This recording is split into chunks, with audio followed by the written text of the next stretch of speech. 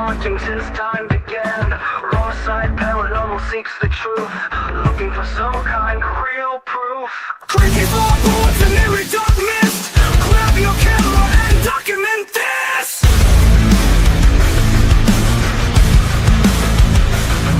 No time to run, no time to hide. We are catching all of this on the raw side.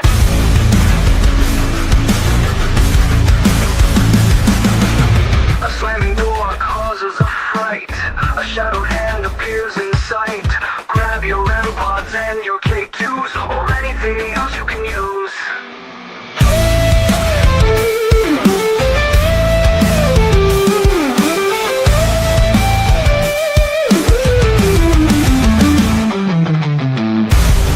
No time to run, no time to hide. We are catching all of this on the wrong side. A slamming door causes a fright. A shadowed hand appears in sight. Grab your REM pods and your K2s, or anything else you can use.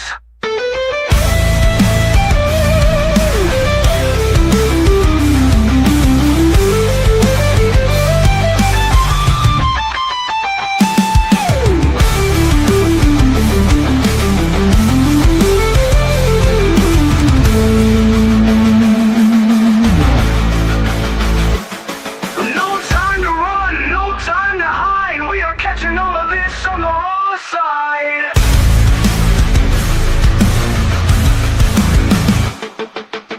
The icy air touches your neck. You feel like screaming, but you stay in check.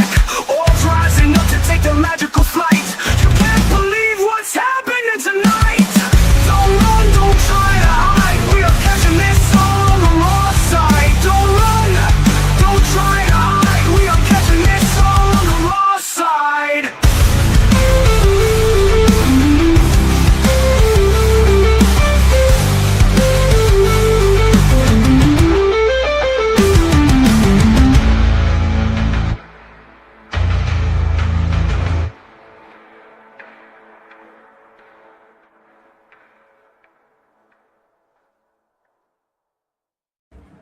Hey, everybody. Hello. Happy Raw Side Wednesday to everybody. How is everybody doing? I hope you're having a great hump day. Oh, my goodness. Let's see who's joined us before we bring Enzo on. Hello, Miss Pinky. Hello. Hey, Ryan. How's it going? Yeah, get that flux capacitor ready to rock and roll. Hello, sweet Carla. Hello, darling. How are you? Miss Janice has come to hang out with us. And all of the lurkers, welcome everybody. I hope everybody's had a great day. Let's not waste any time. Let's bring on Enzo, the science guy. Hello, sir. Hello. Hey, how are you? Sorry for my last second appearance in the back room here, but That's all right. apparently my OBS really does not like your restream. Yeah, I was having issues. I couldn't send you the link. I'm thinking, wait a minute, it worked any other time. So I had to do it through the email. So I don't know what's up with that. So that's all right. Technical difficulties. Bad mojo. You're looking good. What have you been doing? I've been traveling quite a bit, been working on the van. Probably the last time I was on here, got in the van in serviceable, usable condition. It's got a bed and the power system and a bunch of other things ready to go, where a couple of weeks ago, I took it for a week-long trip out to California and back. So, Wow. So did it perform like you expected, or did you It figure did. out maybe some adjustments you got to do? yeah, or- there were a few bugs I needed to work out. I've got a an EcoFlow power system in there. It's like one of those things you buy for camping, or if your Right. power goes out, stuff like that. And I have a 800 watt charger hooked up to the alternator on my vehicle. That's what charges it. Working on solar. That's the next big expenditure, is solar panels. But Right. the the thing didn't work as well as I hoped. Basically, I need a bigger, better alternator.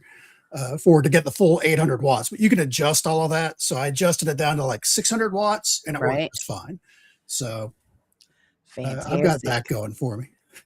Carla says, the man, the legend of fabulous shirts and brains. That is Sir Enzo. Wonderful. So, hi, Cree. Welcome in. Hope you're doing good. Well, best as it can be expected. So, all right. Like you said, last time we spoke to you, you said you were getting the van all ready to go and getting ready for some trips. So, tell us, what did you discover on your travels?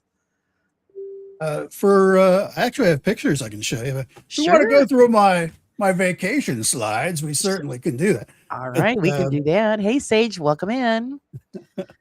Let's see what Enzo's been up to. Just for perspective, let me do this and this.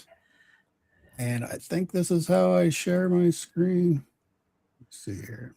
Screen, look at that, that.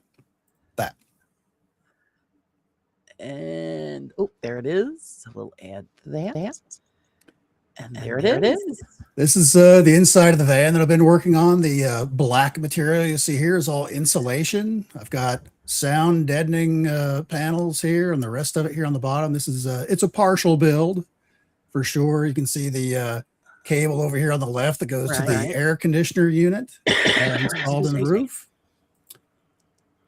Just this is just empty, just how it looks. This is with a single cot-sized bed mattress combo in there, sitting right behind the driver's seat. My power system's under there. I've got a little desk that I can work at for my laptop and all that.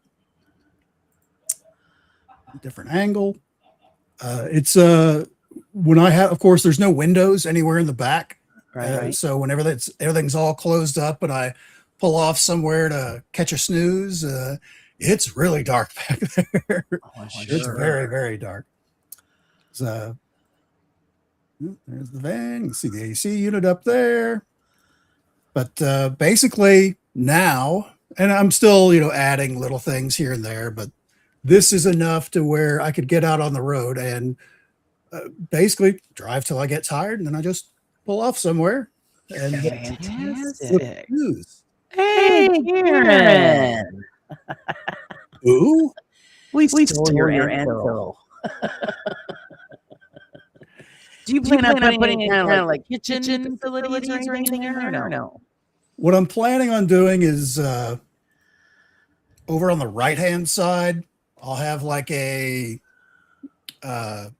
shelf unit, and I've got these very specific size little totes, little plastic totes for holding all the little knickknacks and canned goods and stuff like that that'll go in my little shelf. And in front of that, partially in front of the open door here, would be here on the left, like a little sink with like 2 5-gallon jugs in it, just for, brushing my teeth, rinsing my hands off, splashing my face. Nothing big. Right. And my power system is big enough. It's got 7,200 watt hours of power in it, which is a lot.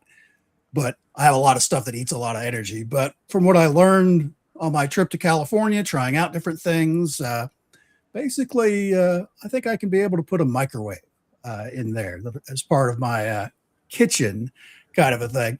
I also, you don't see it in this picture, but I also have a 12 volt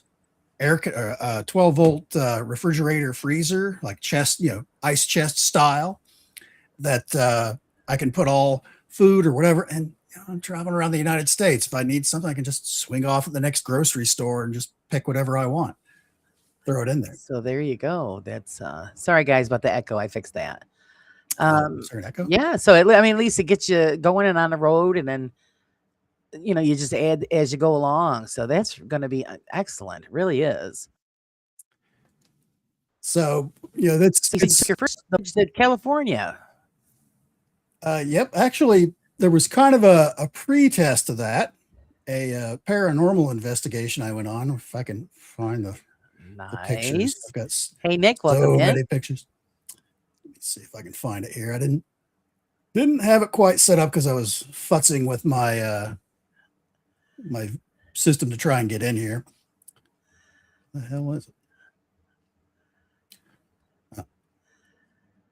Now, didn't you say that you destinations. were planning on like doing like some kind of like satellite equipment and stuff like that eventually, or Eventually, because the next thing up here on the roof, I have to get a roof rack that'll go here on the top, and I think I should be able to squeeze 600 watts of solar panels on the roof, and then with the roof rack already up there, I'll be able to. I'll weigh the decision whether to put like a Starlink Mini up there on the roof, okay, see how much going at because I was just using my phone for internet when I was traveling to California, and even going through New Mexico and Arizona out in the middle of the desert.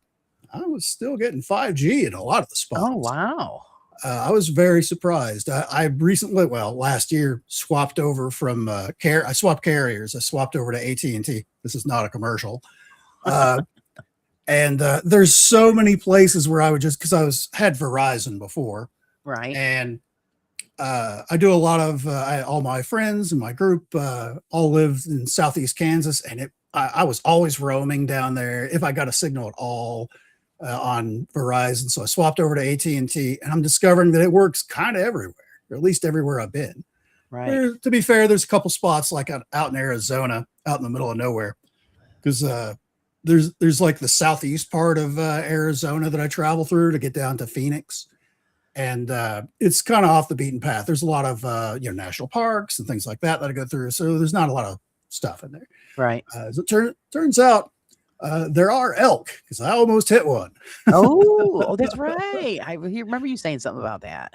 Yeah, this thing was giant. It was probably 10:30 at night driving through there. It just happened to be I was driving through a town, so the speed limit was like 40, but I was like doing 35 going through this town, kind of winding, through this coming right on the outskirts where the speed limit goes back up to like 65. Right. And I just see this. I honestly, when I saw it, I thought it was a horse.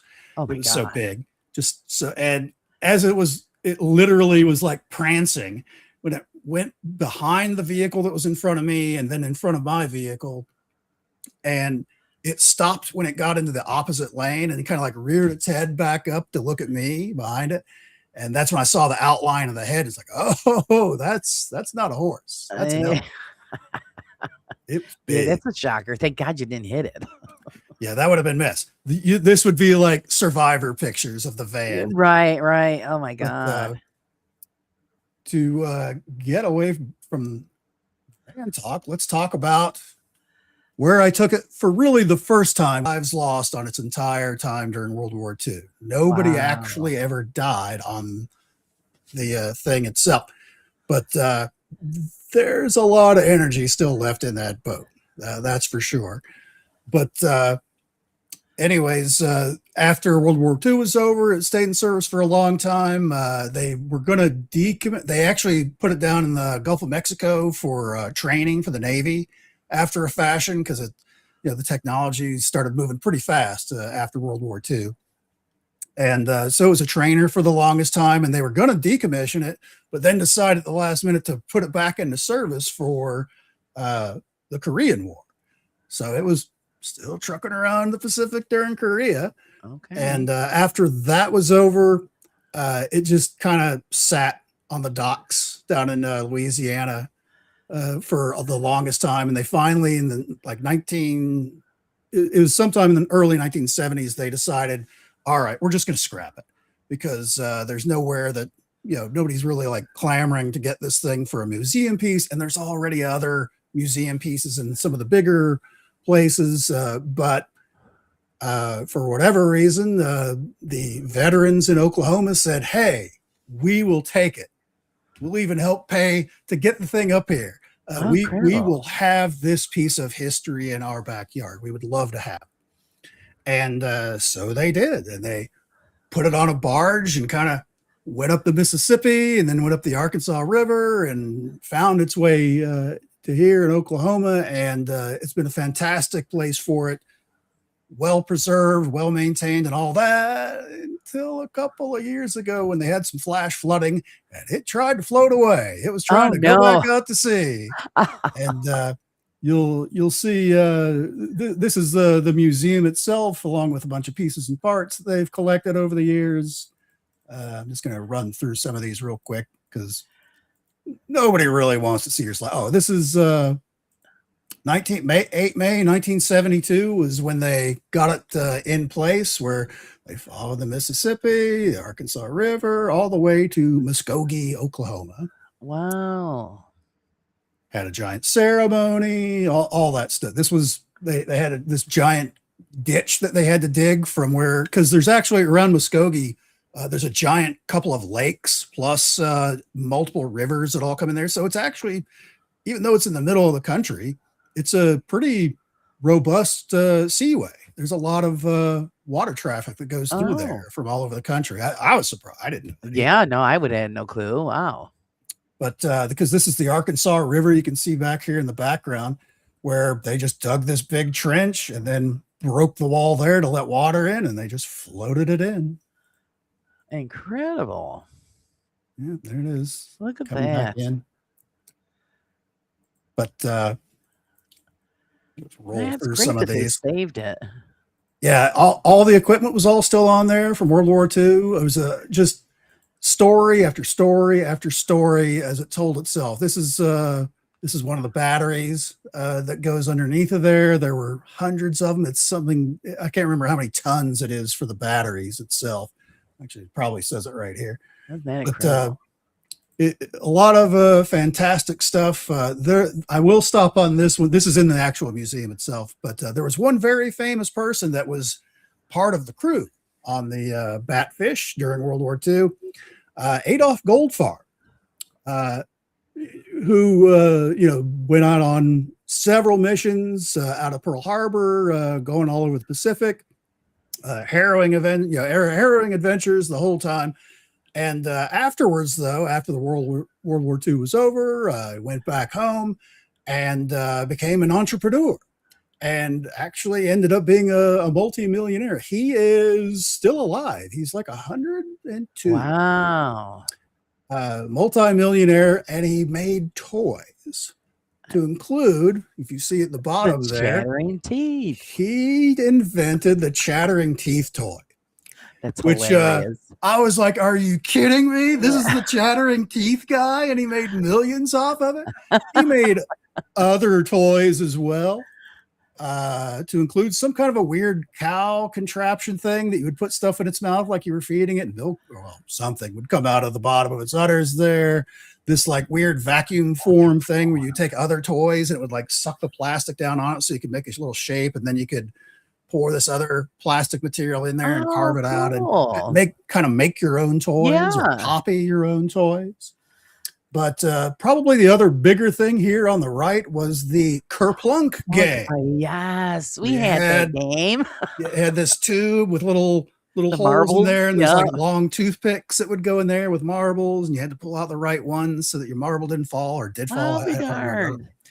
But he invented the Kerplunk game and chattering teeth. Those are the only two I knew. But I just thought that was kind of amusing and funny. Yeah, that's really neat. But here's the still working with two vacuum tubes and all communication system. This is their HF radio that they did test a few years ago. They got special permission from the Pentagon to log on to it, because it's still programmed, hard coded, wired for military frequencies, right, to use. And they were authorized to basically not really, they could only do like a radio check kind of a thing, just say, and they were identified as the USS Batfish, serial number, whatever it is, and all that stuff. And they got yelled at because this is a secure military frequency. Right. Who are you? Where are you from? They're like, oh my this God. is the USS Batfish. Where are you located? Oklahoma. Oklahoma? How is there a submarine in Oklahoma? But they got it all figured out. And then the calls start pouring, because it's all shortwave radio. Right. Calls started pouring in from all over the world. People wanting a radio check with this piece of history. Yeah. World War II era, fought and killed a lot of people in World War II. But anyways. Hey, Susan, welcome in. But It's incredible outside that it here, this still works. It's still, this is the Batfish as it sits today. It used to sit kind of down in this little hollow area until right. the high tide of heavy rainstorms came in. This is one of the masts from the USS Oklahoma, which was sunk to the bottom of Pearl Harbor during that attack. Wow. And Hey, a Phil. few years ago, they were dredging the bottom of Pearl Harbor because they were going to lay some new like communication cables or power lines or something like that. And they have to, because there's so much debris just from that one incident, they have to dredge the bottom to make sure they're not, putting like a lot of electrical lines over something that it could get snagged and ripped up on. Right. And they found one of the masts from the USS Oklahoma. Wow. And, there's a big news story about how they found it and the shape it was in after sitting on the bottom of the harbor for so long. And immediately the same group that was in charge of getting the Batfish, saving it from the scrap pile said, we will take that. Wow, that's amazing. Hey, Ace, welcome in. So that's were you allowed to go aboard the submarine? Oh yes, I have pictures inside this. Oh, that is just incredible. Look at the size of that thing. Video, I thought. What's this? Oh no, I need some more software. But they have you got to do a selfie. But you can see down in here is where it was sitting. Right. But the water rose and it started floating away. And when all the water receded, like within, hours, the same way it got, thrown up out on the bank, it kind of came to rest there. They put some dirt and stuff like that to keep it from rolling any further. But you can clearly see just by looking at it, it's a little tilted. Yeah. So when you go inside in it, kind of walking like this. And the stairs and all that stuff kind of got ripped up because it was all connected and got pulled away. But still pretty amazing stuff. And up on the main deck here, once you finally walk up there, they have stairs that they have put in, which there's a little door right here, and they've installed actual stairs that normal people can go in. It's not a ladder, which is what would have been there during World War II. And they actually opened up and made a little door there for one of the cargo entry areas for loading torpedoes in the forward torpedo room, which is right here. This is the forward torpedo room. Look at that. And this is Jim, our guide. He was great. Knows everything about that boat. But he talks all about how they would do the stuff, and they would do repair work and things like that on the torpedoes right there. Then there's like, these are the little hatches. You can sort of see the panels where they would just I'll show you the next picture. This is just spun 180 degrees from where I was standing in so this is the back half of the forward torpedo room. Right. You'll notice there are bunks there.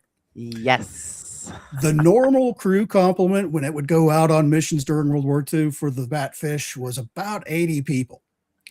And it is not a lot of room on there. No. Actually, I have a friend that I forget, it's one of the famous submarines when he was in the Navy. He goes, yeah, they slept right on top of the torpedos. And like your face, you had no room. You couldn't. You can't roll over. This is a torpedo right there. Yeah, there's a bunk right on top. And they would have, or he said that you would have the torpedoes, and then you'd have two bunks, and you can't roll over. You slide in and slide out. And I'm thinking, oh my god, I would have died.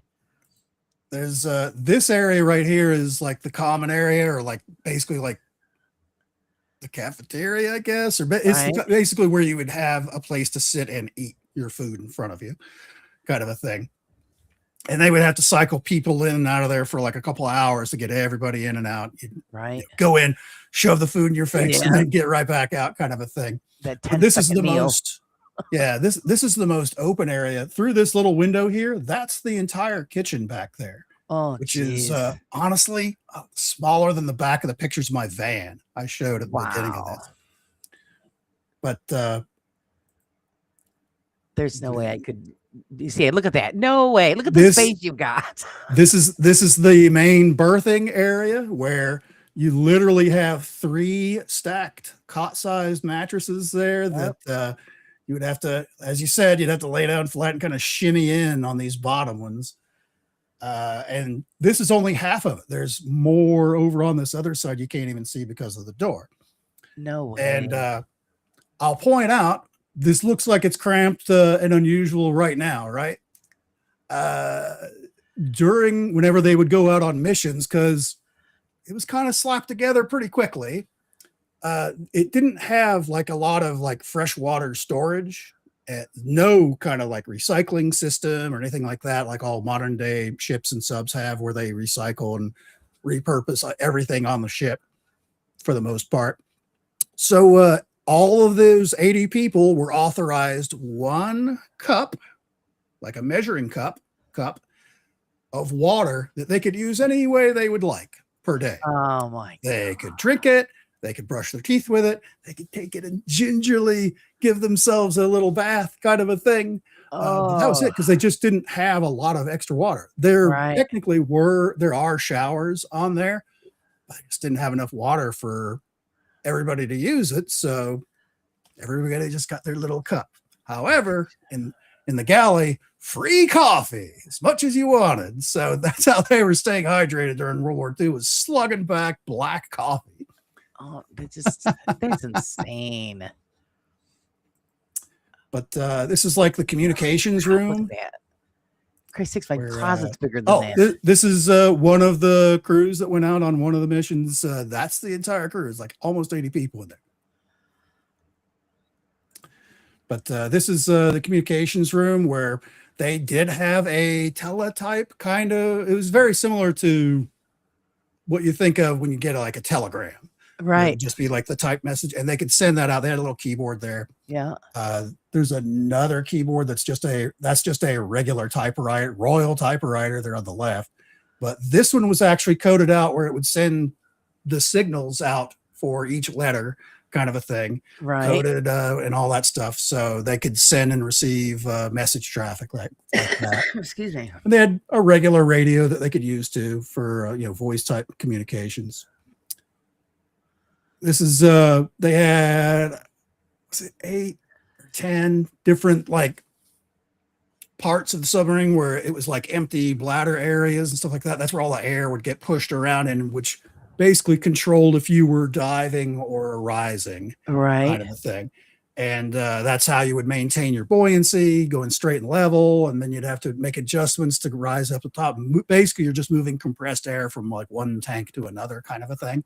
And these little valves here is how they control doing all that. So there was always a guy in there pulling levers and doing stuff whenever they're moving around. Oh my God. Thanks for joining us, H. Have a good night. But yeah, Yes, Susan, a little cup that. for bathing. That's, oh my God. I cannot, I mean, I'm not claustrophobic, but there's no way. No way. Yep, one little cup. I think You got to give them credit. There's, how the hell, and they were, I mean, oh. months. I was going to show you our investigation. Now, while I was there, let me pull the picture back up again. I apologize. Going to pull this up again. Oh, that's it. During the thing, everybody that was down below decks said that they could hear like somebody wearing like big combat boots walking on the, because that's wood, that's a wooden deck. Okay. Walking along it down there when we knew there was nobody out there but just us, because there's about a dozen of us. All right. Hey, Ian. And so there was a lot of that. I personally never heard it, but I didn't spend a ton of time below decks because it was hot. It was super hot. Imagine. Hey, Holly, welcome in. And however, I was up in this area, and you'll see like these little handrail things back here. They have other kind of hatches for different uses that people didn't necessarily use all the time. They were used for loading cargo or loading this or that or blah blah blah in various parts. But it's just like this open. It's not open, but it's the decking that you see there, the strips of wood, don't go over that part because it's a hatch that opens up from below. Right. But they keep them closed for that because it's just got a regular ladder, and somebody would eventually fall in there and get hurt, and they'd have to call them out, and everybody would make fun of them, and everybody would cry. So what they've done is they put these little kind of like walkway things so you don't accidentally topple into one of those little holes, basically. Right. You know, you wouldn't go far, but you would certainly, if you weren't paying attention and it was open, you lost your footing, you'd certainly twist an ankle in there. But anyways, it was probably close to 1 a.m. because they let us stay out there all night. It was an all-nighter. It was it was about 2:30ish or so, I think, when we finally broke up the party and we all went our separate ways. And I was standing about where this person on the left is, and I thought I saw a deer out in that field. Okay. And I had my Psionics color night vision camera with me. And I was like, I got this. I'm gonna see if I can spot that deer. And I'm looking at the little viewfinder, looking for there. It wasn't deer. It was like a chunk of. It was like a tree limb or something like Right. that. Okay. It wasn't a deer. But while I'm like peering through the little eyepiece trying to spot me a deer, I hear a loud metal clang from my right, which would be past where all that, like I said before, you know, there's this door right here that you would go down to that forward thing and all that. I thought somebody was coming up from down below, and that door had shut behind them it did make a really loud clang kind of a sound. So I'm still like looking at the thing. I hear like bang, and I just kind of like turned a little bit. I didn't move the camera. God, I wish I had, because what I saw to me looked like someone like crouched down like really low behind where this is. All right. At least that's what it looked like. It was like they were right there next to that at least. But I could see the bars in front of them, so I figured it was all the way back there. And it was like they took like a half step move kind of back in that low position, and then like from my perspective fell into the deck. Oh, wow. And I was like, what the hell just happened? And I like go over there expecting to see someone falling down or something like that. There's nobody there. Wow. And that's when I discovered, oh, wait a minute, there's a hatch right here. If this had been like somebody had like crawled in, you know, crawled up out of the hatch and then decided to go back down, that is the direction and kind of how it would have looked to them to move. Because it's not like there's handrails to help you go down the inside. You'd kind of go in sideways. You'd be grip and hold between where those wood slats there on the deck. I basically saw a ghost of somebody go down into that. So I saw something. That's incredible. But it wasn't. That thing has probably been rusted shut since '72 when they towed it up there, up to the Mississippi. So it was none of our people did it. There's the hatch doesn't even move probably. Wow. So I don't know who that was. Especially since, and that's the other thing of, because there was like, I've got my own little tri-field kind of meters and stuff like that. And when you go in there, the first thing they tell you is like, if you got a cell phone, just put it in airplane mode. You can take all the pictures and stuff like that you want, but you're going to have a dead battery by the time the tour is over, because no signals are getting through this thick ass, steel, right? Everything else, you're stuck in a steel tube, surrounded by other steel tubes and stuff like that. So you're not getting a signal out of there. Oh, that's incredible. So your phone is like searching for the signal. So it'll wear the battery down to trying to find a signal. So right away they're like, don't even think about using signal stuff. But while I was down there with my tri-field and a couple other things, I'm getting all kind, because I have one of the different ones that covers a wider range of spectrum than like the analog-ish kind of looking tri-field. Right. But I was picking up like microwave stuff. I was picking up things like that I shouldn't have been able to pick up. And I was, if I was actually going around, it's like, okay, someone has left their phone on and I'm picking up that signal from that. Right. Especially bouncing around inside the tin can. That wasn't it. There were specific parts of the boat that if I went by there, I'd get like this stronger, almost in the Wi-Fi range, not quite. It was really low in the frequency spectrum for it, but it was a very strong signal. But there was nothing on board that boat that would have done that. So I don't know what that was. And then it would just be gone. Oh, and I'd go to a different part of the ship and I'd pick up like that same signal coming from something, because there's, you know, electronic stuff all over the place, right. which I would expect. Okay, if whatever this piece of electronics is right here is broadcasting this signal, it's not going to be all over the ship. It's just going to be right here. But that's not what I was finding. So that's, as far as, you know, findings on the thing, that's kind of all I saw. Uh, our more sensitive medium type people that we had on the tour, they went down for the initial walkthrough and they walked right off and said, I ain't getting back on that boat. Oh no. From what they told me, there were, it wasn't like a death thing. It was just like a lot of trauma, a lot of, one person of the few people that we had in there that were sensitive to that kind of thing, so that they were getting basically unwilling participants in certain acts in those bunks. Wow. And that just like a horrifying amount. And you know, it was a lady that was picking that up, and she's like, I'm not setting foot on that thing ever again. No way. I'd love to go, Wow. you know, spend some time with her, but that's all that she was getting, was just wave after wave of that. It was too And much. so, you know, I don't know what that proved. I mean, there of course would never be any kind of record of, you know, any kind of sexual assault during World War II on a Right, submarine or anything like exactly. that. So that's pretty frightening already. So, but anyways, that was like my first adventure with the van officially, was to go down and check this out. History wise, amazing. I highly encourage folks to go. They're actually working on moving. They have there. I had pictures at the beginning that I was kind of skipping through kind of quickly to get to these. Of it's going to be the real deal museum towards the end, like the guy with the chattering teeth toy. That's stuff that they just kind of have piled up, that they're all moving over to the new place to include Okay. the sub. The sub itself, they're gonna reflood that area and float it kind of just like around the corner from where it is to a much more secure place that's highly elevated. It'll never get flooded out ever again. If it gets flooded out, it's kind of apocalypse times, anyways. If it floods out like that, you have other things to be worried about.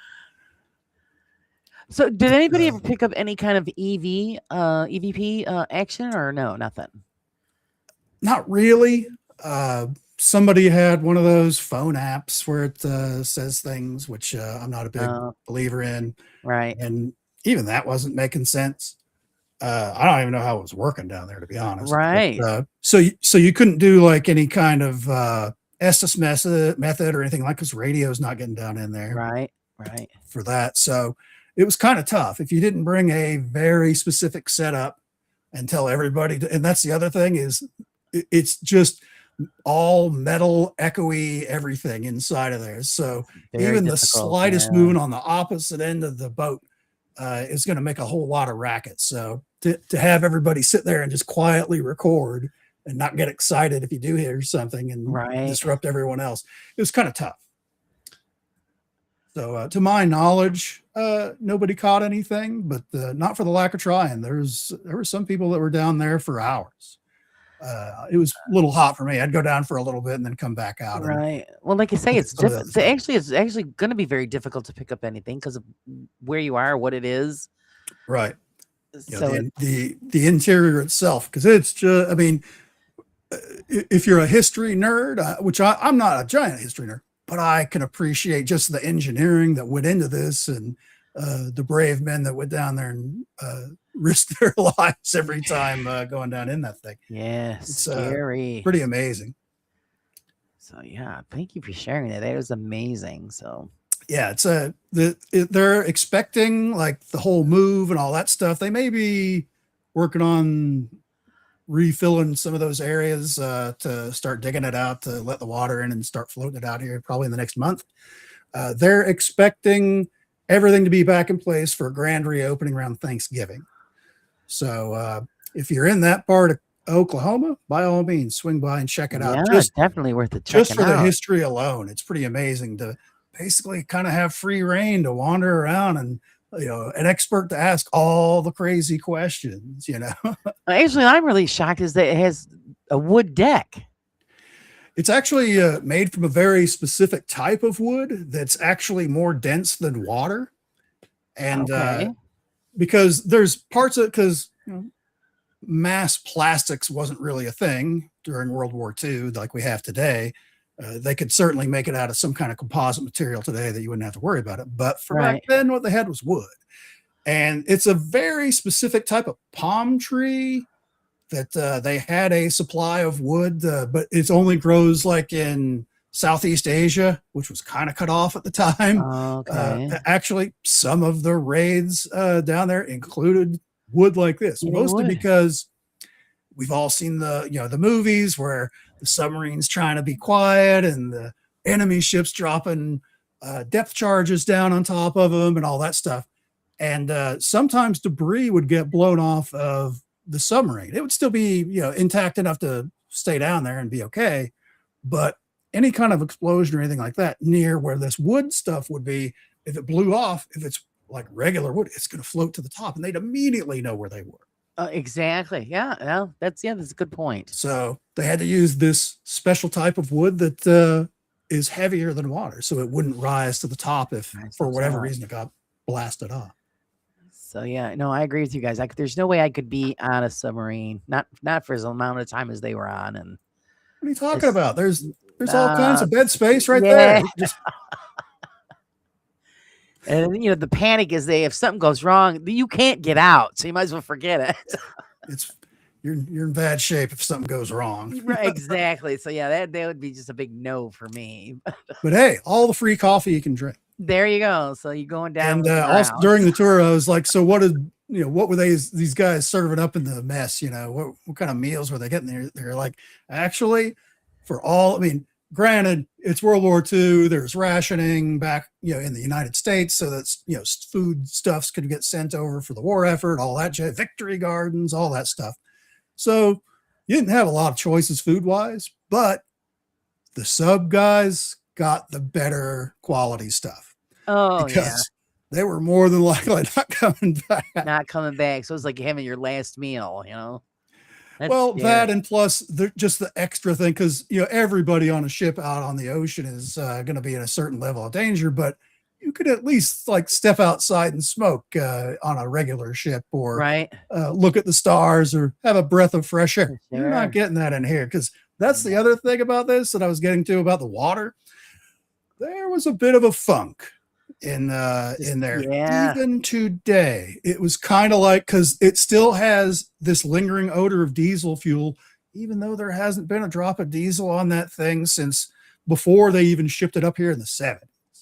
You can still smell a little diesel, and it's like if somebody spilled some diesel in a locker room kind of thing. It's kind of you're funking, yeah. And they replaced like all the bathe. So yeah.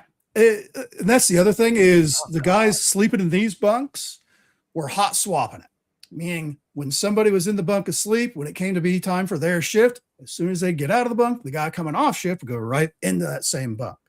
So you're sleeping in somebody else's filth. Yeah. Ugh. Yeah. None of these are the original mattresses, of course. I imagine they probably had to get a spatula to peel them out of there. Oh, yeah. They must be pretty funky. Yeah. I know. Oh, can you imagine? It's making me itch already. And I know. I'm just talking about it. Well, let me get you a cup of water. All right. Thanks. I'm looking forward to a bath. So, yeah, you got to give them credit. I'm always imagining like a little Dixie cup, paper cup full of water. God. Could you imagine? Oh, jeez. But they had a lot of water to make coffee. Yeah. What coffee they had for drinking or preparing meals, it was going to coffee. And because you want to be awake and full of energy, because World War II, they probably thought that was the That best was the thing to do. ticket. Yeah. Now I wonder how many of them might have stored the water and saved it up so at least they could have a halfway decent, I mean, I understand what you're saying, bath. but where would you store it? Good, yeah, that's true. Where are you going to put it? and their spare boots. I don't 'Cause know. it's not like, you don't see that was actually something I didn't ask. I would imagine underneath of these bottom bunks, there's probably like 3 little boxes for whoever's on top. Actually, it would probably have to be 6 for all the people that sleep, when they're not sleeping, somebody else is sleeping there. So Right. I don't know about their personal effects. You didn't take a lot of there wasn't room for it. It wasn't like you were going to decorate anything or anything No. like that. They had to like probably one little, like you see there, they've got little photographs like on the ceiling part there. Yeah. Betty That's Grable photo on the wall. That's right. That's all you had. Let's see. Ian says, I recall visiting a prison for work purposes. It was a unique smell. I imagine the submarine is the same. There's something about when you get a lot of people sharing the same space, and you get nose blind to it, so you don't even think about it.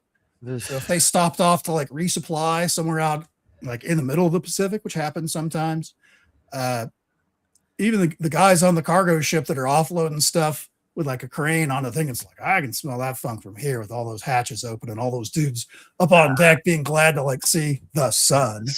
Air.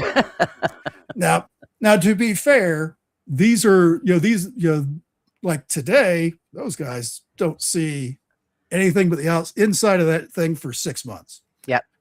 Back then, they would still have to go up to the surface at night. Once it got dark and they knew they were in a place that wasn't being heavily patrolled, they would go up on the surface and run at night up on the surface to recharge the batteries, because they're running on, most of their stuff is running on batteries when it's down below. So right, you had to do that, and you could actually go a little faster because you're not worried about if people can hear you and stuff like that. When you're on the surface, you can things are very different at night for them, but still you're not seeing the sun at all, because you want to have everybody packed up and down below long before the sun comes back up and all of that. So it just happens to be your shift that you were asleep, when nighttime came and they went up on the surface and you didn't get to see the sun. You didn't get nothing. You got nothing. You got screwed is what you got. I've known, some guys from the Navy that have done sub duty as well. And because with like the nuclear subs, and they've got recycling gear for recycling, even the air, filters, all that stuff to basically everything. It's very much a self-contained little city that for morale purposes, when they had stuff where they weren't deep, but they were up at periscope depth, you could get a turn if you wanted to come and look through the little eyepiece on the periscope. Yeah. And I remember one guy was like so excited. And he's like telling everybody, he's like, I saw a bird. He's so excited. Oh, it's awful. Actually, I just remember the name of the one that my friend was on, the Nautilus. Oh, yeah. Is what he was on. Yeah. And I forgot how long he said he was down there. And he didn't bother him in the least. And I'm thinking, there's no way. No way. It's one of those things that people can kind of get used to anything, especially when they know it's not forever. If I can just put up with this for 30 days worth or whatever, 6 months worth, a year, just a year of just doing this, because you're counting down those days the second you get in there. It becomes a problem when you start going over that calculated date of when you're supposed to be back, or back into a change position where it's like, all right, I'm not sorry guys. You have to stay on a little longer. So that was very cool. I got to go on to the battleship. Yep, Nautilus is in the USS Wisconsin. Yeah, that's what he was on. He was on the Nautilus, and I was like, oh, and he's like I said, he said they slept on top of the torpedoes. That's where the beds were. And I'm thinking, geez, man. Well, at least if you get hit, you go up quick. So it's there. Oops, I passed it. Right there. Oops. Right there. Yeah. I mean, right there. I mean, you're gonna go up, you're gonna be the first one. So I don't think because there's also on the Batfish, there's rear facing torpedoes. I don't think I got any pictures of I want to say it had more than just like this 3 or 4 bunks there. I thought it was like 6. Right. But yeah, crazy stuff, crazy times, and thank God they were there to do it. Yeah, and you had a great experience. I mean, whatever you seen. Saw So something obviously, weird, and what are you the know, other certain what are the other stories that have been told about this and alleged haunting? a lot of because you can sort of see it in this picture, the little entryway here that goes Uh-huh. off to the rest of the ship. Basically, it's just a really long hallway that goes all the way back to the very rearmost compartment, which would be the rear torpedo room. But these hatches were always closed, of course, when they were out at sea, Right. because if there's a leak in here, it's not going to spread off to the rest of the boat, Right. kind of a thing. So, but you would have, and there's not a lot of room, just even like if you're in good shape and all that stuff. Not everybody on my team is in great shape, including me. There is a kind of weird technique of don't think about it, just go through the hole. You just lift up because there's always like a handle kind of thing above Right. the door. You grab a hold of that, lift up one leg and dip your head and all that. And kind of once you've cleared that little hatchway area, you can kind of stand back up again, and then you can pull your other arm and leg through. And I was getting pretty good at after, running back and forth in there a few times. So I could see, because people back in the day would be at a full run, Right. run, Just dive through the little, hole. yeah, and just keep right on going. It's like, holy crap. I could see myself getting taken out. Yeah, just Yeah, pretty much everybody that you see in this picture, plus more, kind of like little red is marks. nailed. Yeah, they wearing this. They got the bump. Boonk. Oh, they would But be it's me, okay. just out The cold. batfish was not harmed. It was okay. But very, very interesting stuff. I had a ball. Whenever they get it moved around and get reopened, I will probably go back because it was amazing. That is Just great. just to be Great in there stuff. and see how those guys lived their day to day, going out there for, I want to say they would go out for like 30 or 60 days at a time. I don't remember. It wasn't a ton of time because, of course, you come back and you swap crews, so you've got a month or Yeah, two fresh where you got to guys, do it again. So resupply, that kind of thing. yeah, Yeah. exactly. So yeah, guys, Yeah, if you're ever out that way, go and check it out. I mean, Enzo had an experience, so maybe you will too. I did see it. Oh, you mentioned other people, Other what haunting, they had yeah, seen. stories or anything. Yeah. A lot of being basically seeing apparitions of people standing down like somewhere down along this length of the hallway, because for the tour, all the hatches are open all the way down. So, but the hallway kind of like does a little zigzag because different rooms and different sections kind of move around a little bit. Okay. So it's not like it's a straight shot where you can see all the way to the very front of the boat from like here.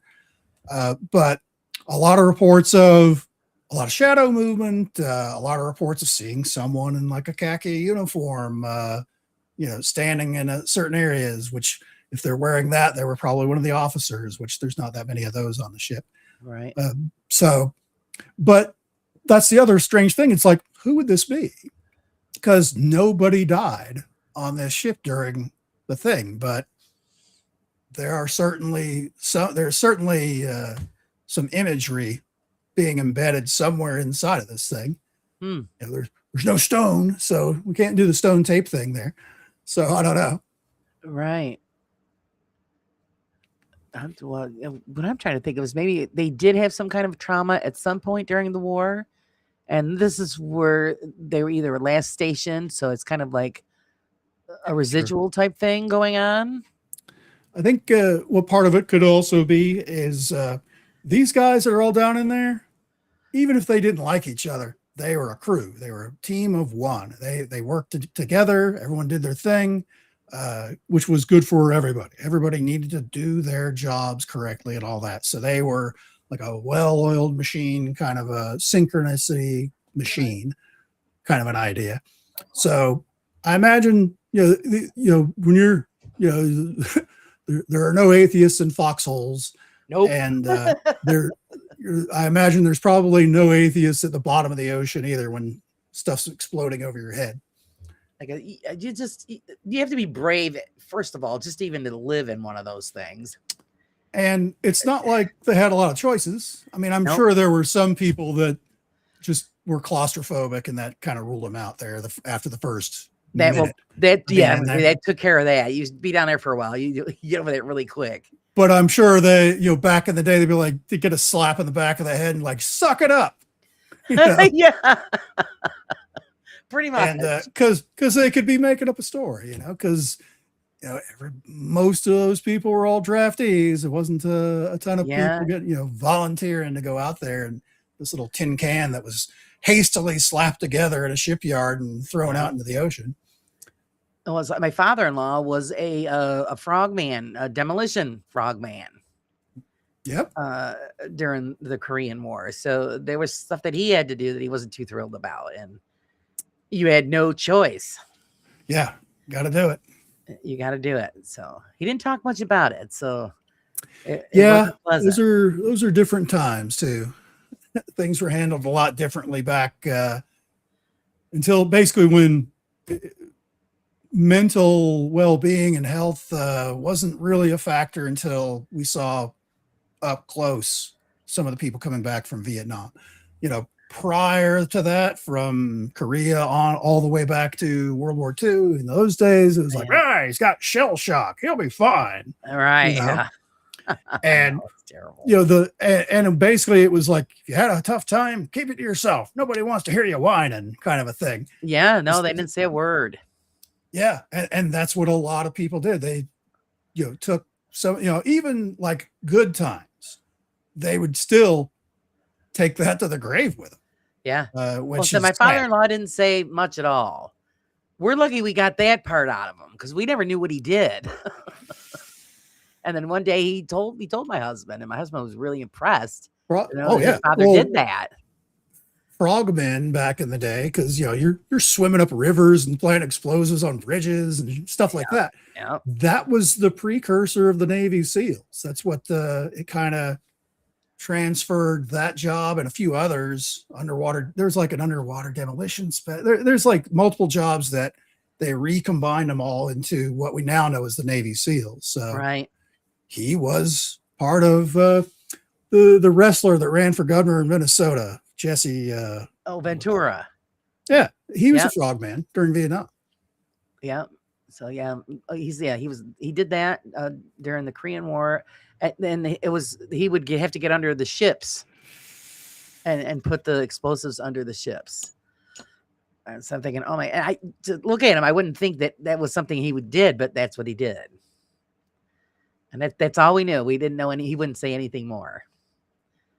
So yeah, Phil's saying he'd need grease to fit through. He had a million stories and he just either couldn't talk about it.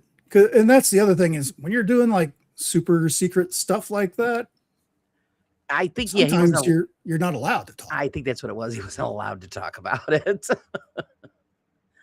So God knows what he knew. But yeah, I hear you on that one, Phil. Yeah, you have to be greased up to fit through those doors too. Yeah, there was. You hear the pop. Yeah. Because they don't give you much room. Yeah, there is not a ton of room in there. I was there's a sign in one of the displays up at the museum that the average height was 5'8". I can't imagine. Like I'm 5'11" and was having to like scrunch up quite a bit. I can't imagine being much taller than me and having to go through there. Oh, geez. And like you said, they're at a full run. So yeah, you didn't remember to duck. You were out. Thank you for the flower, girly, and welcome in.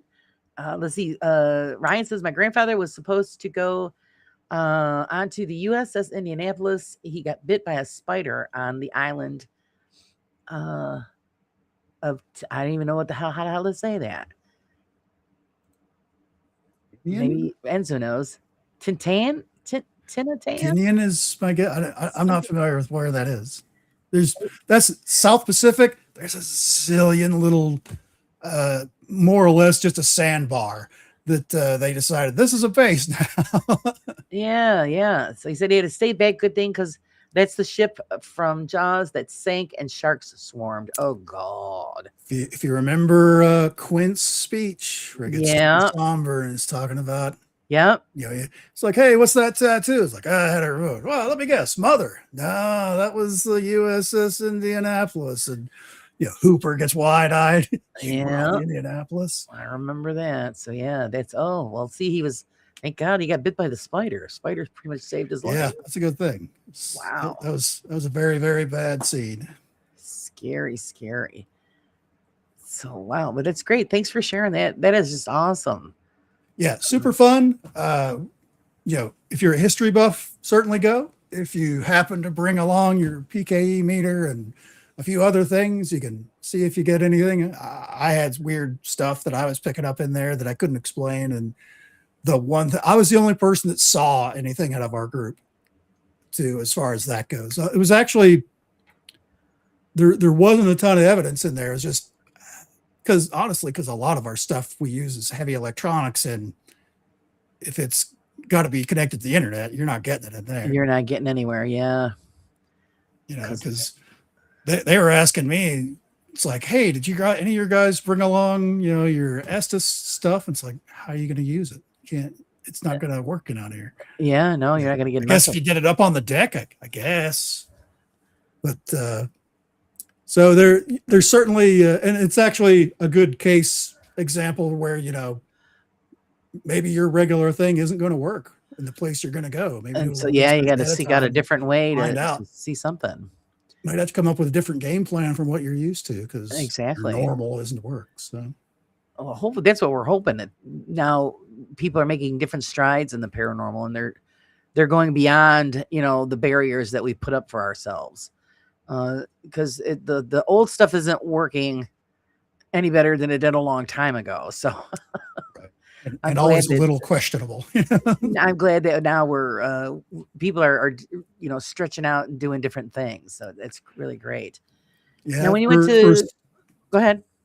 Oh, it's like, in a situation like this where you're on an old ship that's just all metal all around, you might have to make some adjustments, come up with a different, different game form plan. of So try that one thing you haven't tried in a while, because it might actually work better right down there, because your radios certainly are not going to work. All that stuff's not going to work. So it's great that you had the experience that you had. So at least you can write that one down. I was like, is somebody getting sick? What's going on? Because they were just almost curled up into a ball on top of the deck. They shuffled back like 2 steps and then were gone. And then gone. Yeah, that's cool. That is so cool. What? So then after that, you were on your way to California. What did you go to California for? Well, I went to California for Contact in the Desert, which would be a giant, it's the granddaddy of all UFO meetups. That's incredible. But before I got there, one of the things I kind of made the van project for, because for like going to Contact in the Desert, I would kind of like deadhead straight in there, but there's interesting things that you see on the way by. Right. When I'm on the way back, I can just take my time and stop off anywhere, and I don't have to worry about hotel rooms or making reservations or any of that stuff. I can just literally, without even opening the door to the van, just walk into the back and take a little nap or fix myself a bite to eat, something like that. Or actually go out to a restaurant or whatever. It doesn't matter. I'm not constrained by anything except, for when the thing I want to see is open or not, is kind of it. But actually, well, Phil has a comment here. He says, "Well, not radio interference. Get clean Estes, right? Meaning using the Estes method on the sub. Would even anything come through though? That's what I don't think it would, because cell phone signals were certainly not. There was somebody that did have where they were doing. I forget what you call their setup. Basically, where they were listening at the same time trying to pick up EVPs. Okay. I know there's a name for that. I don't remember what it is. And it was just they were getting like weird echoes of stuff, but it was like electronic stuff. There was something in it, and that's the other problem for like an old ship like that. Old wiring with the insulation on it doesn't shield a lot of the the electromagnetic force that it's going from the wiring going through there. Right. You start getting around like the communications room or up on the bridge where there's just a mishmash of stuff crisscrossing the whole below the deck, above basically all around you. You've just got a nest of 1940s era wiring going around. And that can kind of wreak havoc on any kind of, especially a radio system at all. Did they have any effect on you physically? Oh, well, it can over a long period of time. We did an investigation in an old movie theater in Sedan, Kansas, the Greg Theater, Greg with 2 G's. And because it's had, haunted stuff. It was built 1926, or was it 36? It's a long time ago. And we always do like a walkthrough before we do any like proper, sitting in the dark investigation stuff. We do kind of do a walkthrough of any kind of place we're in, and we look specifically for hot spots, electronic hot spots like that and things like that, just so we're not stumbling around at 11 o'clock at night and he's like, oh, I got this weird signal hit thing. It's like, yeah, you're next to the circuit breaker panel. Of course you are. Right. That kind of stuff. And there was a ton of that stuff because some of that electrical wiring in there has been in there since the 20s. And it's literally just a hunk of, copper with like tar paper wrapped around it. Right. So, radio frequency wise, you're getting a lot of interference, that you wouldn't normally get, in today's wiring. And that can also affect your mind over a long period of time. Yeah. And one of the hot spots they had there that they get the most reports was in the projection booth, which the projection booth there, if you've ever seen any old movies where they had, the giant rolls of film, that celluloid film is extremely flammable. It'll go up faster than gasoline. So they had those old theaters that had that. And I say old, they were still using them up into the 70s and 80s, that they had the room itself. Just if you ever see like, the old movies or whatever, where they're like yelling at the guy in the projection, hey, right. Focus, it's out of focus. Yeah, that's the gag. And when they show the thing, it's just like this tiny little window that the project into the projectors coming out. There's a reason for that. It's not, it doesn't have to be like, it could be like a giant open area, but they had just these small little like window cut areas, like picture frame cut areas going through a solid wall. On the inside of it, they had like guillotine type shutters that had like chains and all that stuff, so that if there was a fire, they would just pull this one chain and it would fall down and basically enclose off basically not cutting off all the air into that room. They'd run out of the room and slam the door, which was also airtight, so it would suffocate the fire and all that. Okay. So electronics wise, that turns that entire room into this, EMF cage, and it's all bouncing into your head, which over a long period of exposure for stuff like that does lead to hallucinations, does lead, audible, visual, the works, a lot of things where just, confusions, dizziness, there's a million different symptoms on there. Right. A lot of it does cut a parallel. Hey, I saw the pencils fly off the desk, or hey, I saw shadow stuff moving around. For anything in there, especially back in the day, they've actually changed some of the wiring. They had like this one bare like wire coming down from the ceiling that had a single bulb on it, kind of a thing that had been there probably since the beginning. And I would hold up my meter next to it, and I'm like almost 2 feet away from it, and my meter is screaming hazardous EMF conditions. It was really bad. Now, it would take, a matter of hours of being exposed to that, like the length of a movie, to where you might fall prey to some of those, side effects. over a period of many weeks, months, years of the same projectionist being in there, it's going to take its toll. It's not going to be good for you. Being in Wow. that kind.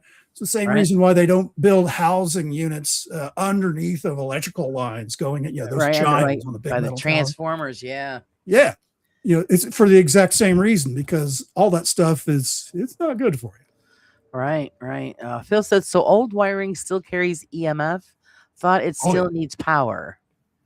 Well, oh, sure. I mean, if there's no power going through it, then obviously nothing's going in there. But if power is, it could be kind of bad. And you're even like a basic, your EM detector, with the little 5 LEDs on it. If you want, you even have that, you're going to pick that up.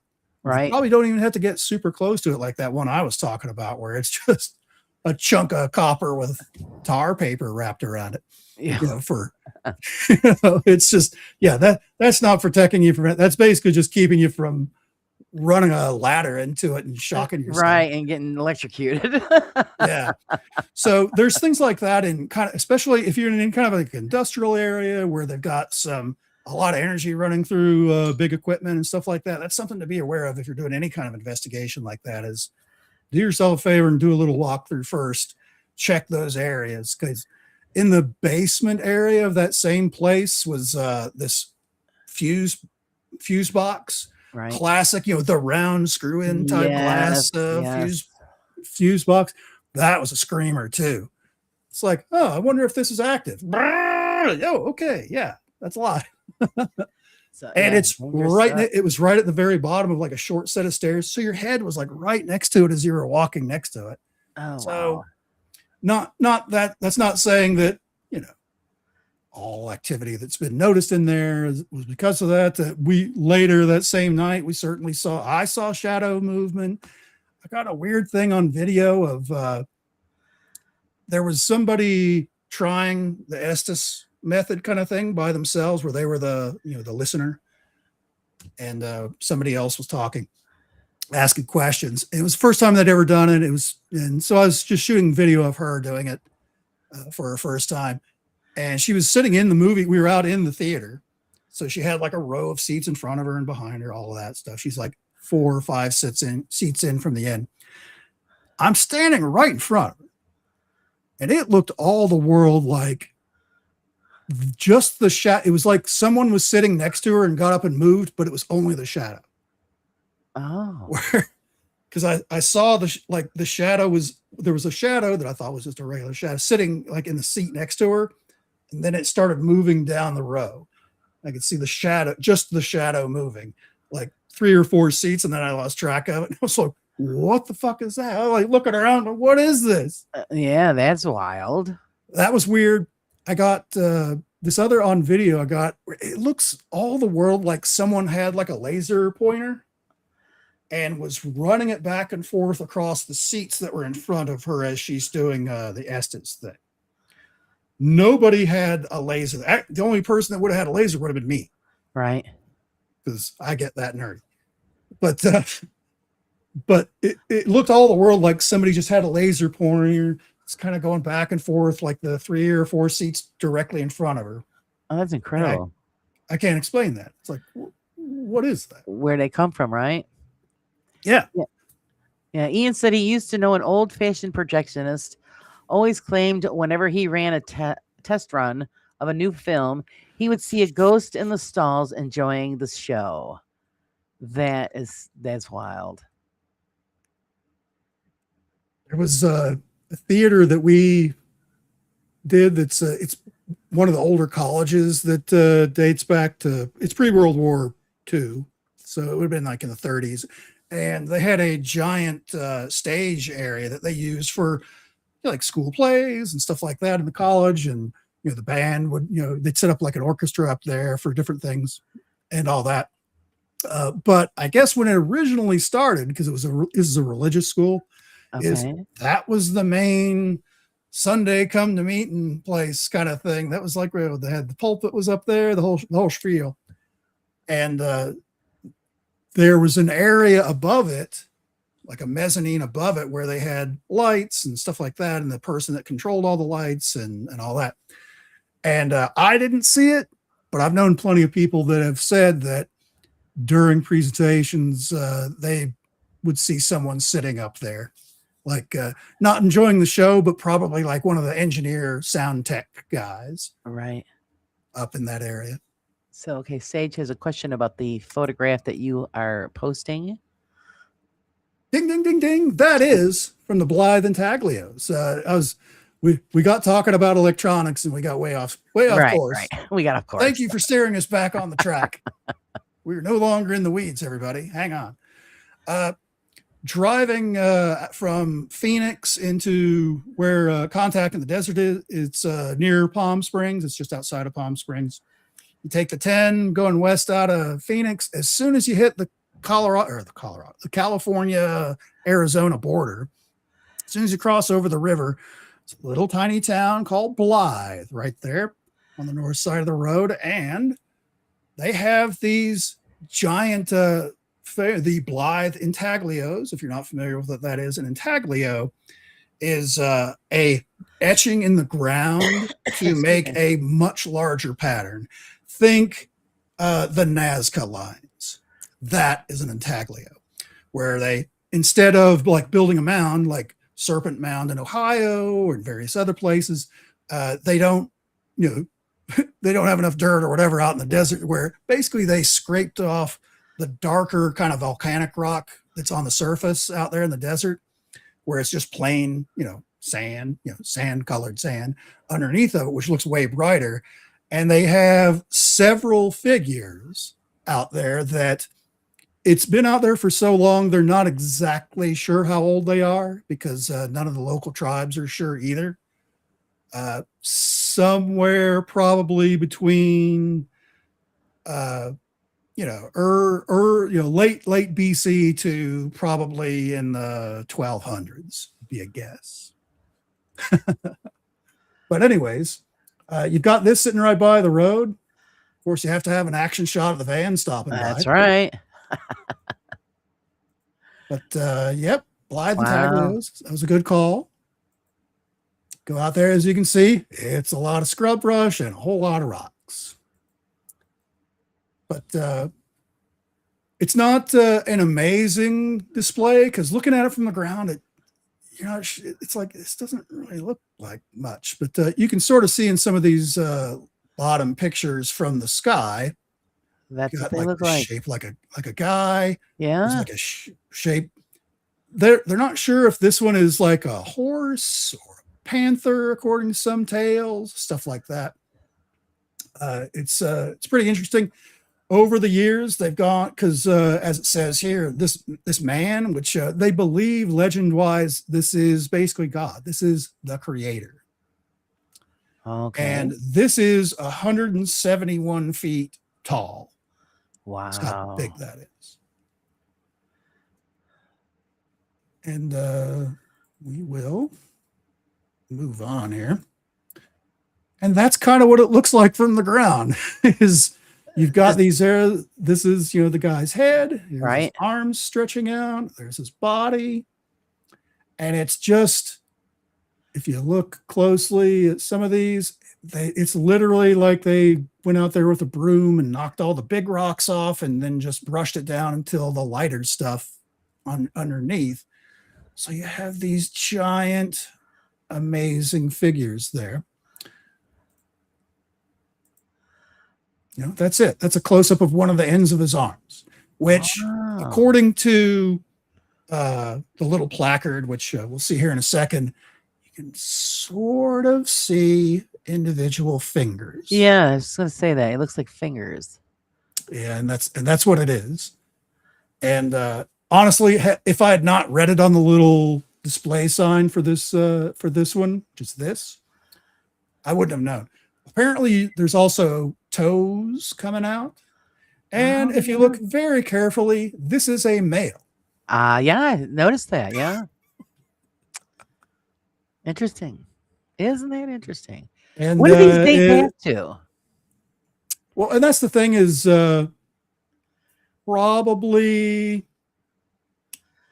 like 14 or 1500s. We have some intaglios here in Kansas, actually not that far away from us, where I'm sitting right now. And they had an archaeology group come out and do some work on it, and they think it's from about the 1500s. But when ancient Spanish explorers were coming over, they discovered them back in like the 1600s for these particular ones and all that. But the thing is, that area, it's very desert-like, of course, Southern California out in the middle of nowhere. So it's not, it looks like this. That's, Yeah, look at that. this is springtime, so that you actually get a little green, there during spring, but after a few months, it's all brown gunk. And it wasn't always like that. 500, 600 years ago, it was way more moisture around there than what it is, to where people actually lived around there. But over the centuries, once the water dries up, the game leaves. Once the game leaves, there's nothing there for people to eat. So they start, can't grow crops. They follow the game wherever it goes and try and find water along the way. That's their new home. Right. So it's one of those things that whatever tribe it was that was living there, either got wiped out by another tribe, up and moved and maybe split up and they merged into other local tribes and stuff like that. It's for this specific case, it's really tough to tell exactly how old these are, because there's no backstory for them. Right. As Ryan said, if this was made so far back then, for view from the air, who is looking? And his little alien symbols. That is the question, is it? Just like the Nazca lines, where they've got giant tarantulas and hummingbirds and stuff like that you can only see from hundreds of feet in the air. Just get an idea of what it looks like. Right. Who's that for? The idea being, like in this instance, is it's the belief system for local tribes getting together and kind of trying to noodle it through, that this was basically there's a regional legend of God came down and created the earth and all the animals, and this particular one, and it even mentions it in here that let's see, the stories mention a mountain lion who changes into a person and helps the creator with managing the earth. Some non-Native Americans believe the figure represents a horse, which, gotta be honest, it kind of looks more like a horse than that. Right. But if it's a horse, that means it's post 1600 Spanish explorers, because prior to Europeans showing up on North America, there were no horses in North America. Well, it also looks like it has antlers. I don't know. I can't say that I see antlers there. I would say maybe ears. I don't know. Like It kind of looks like the antlers to me. I mean, honestly, it kind of looks like that elk that ran in front of me there in Arizona. Yeah, there you go. It had some pretty long, gangling legs. But what's also interesting about this is underneath of it, there's this circle. Zoom in here. There's a circle with like a dot in the middle of it, with a line coming off into a tight spiral. Now, it references, I think, in here on the placard that that could be like a snake. The idea of a coiled snake, kind of a thing.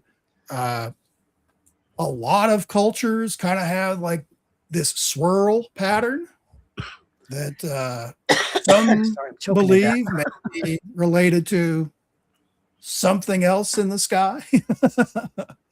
I don't necessarily know about that, but we can take a closer look at it. Excuse me. But this is the entirety. You can just make out the line of the spiral right here. You can see the legs of the horse or panther or whatever it is. I have some better pictures. Yeah, Betty, I just have a tickle in my throat. I'm sorry, guys. Trying to hold it in so I'm not choking to death. It is a touching story.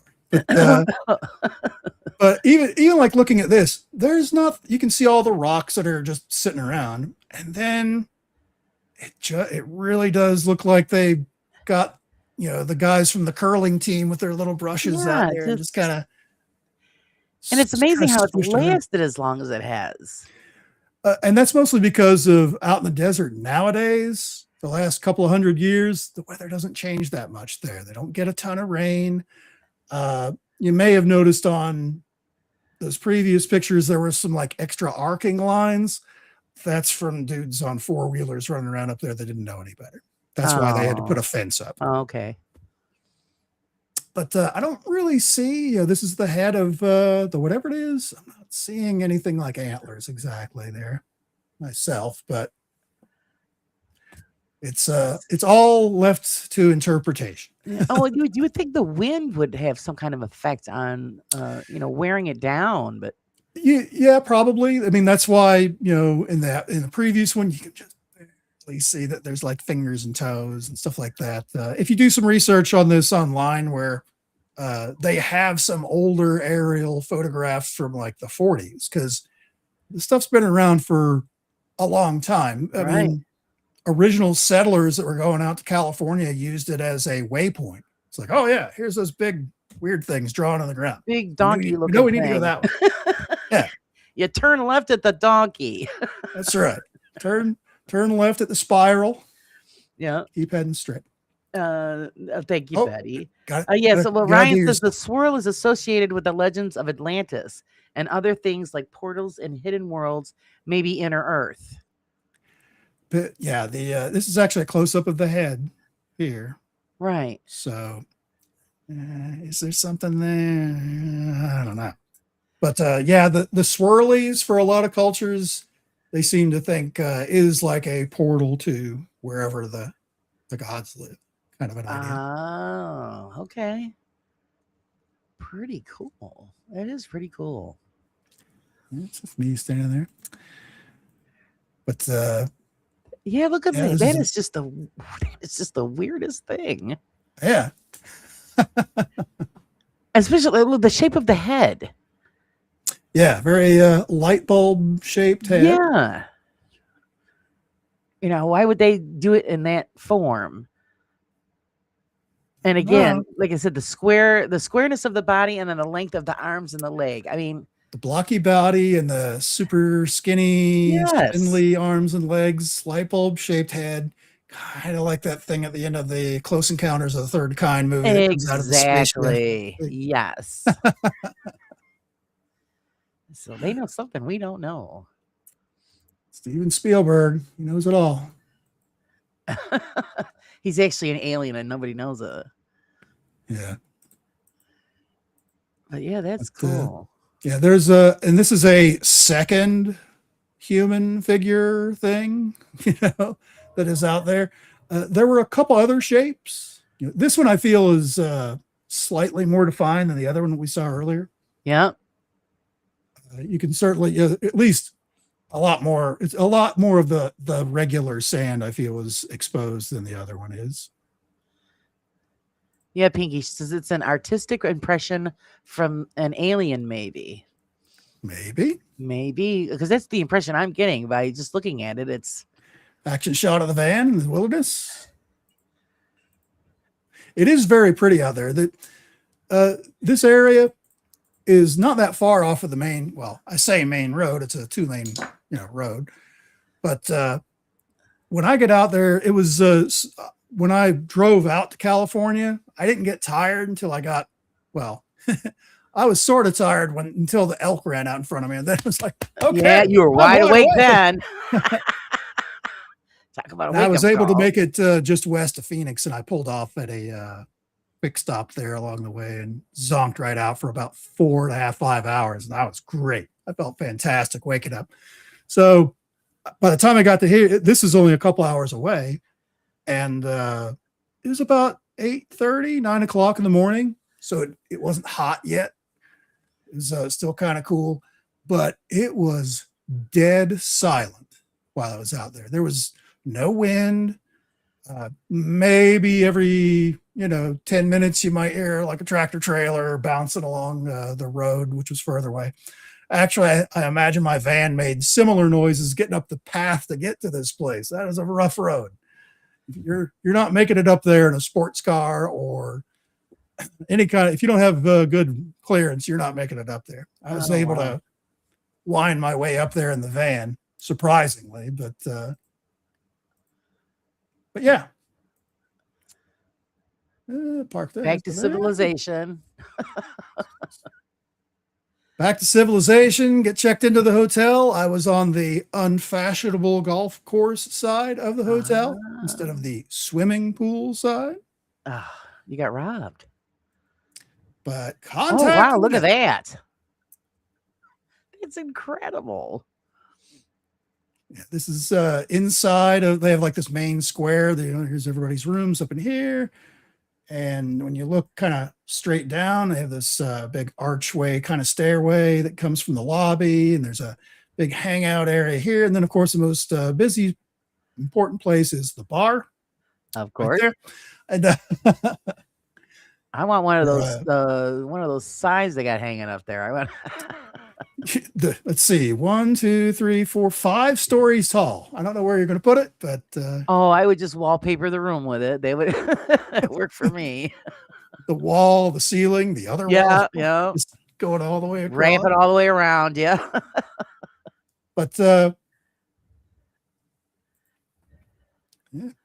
do your selfie shots. But every day, because it goes from, there's like it doesn't really officially start until Friday, but there's like a little meetup thing like Thursday afternoon because people come in early. And then Friday, Saturday, Sunday, and Monday, they have various different rooms across the hotel, which are all in different places, where they're doing these lectures and speaking panels about various different topics. The theme for this year was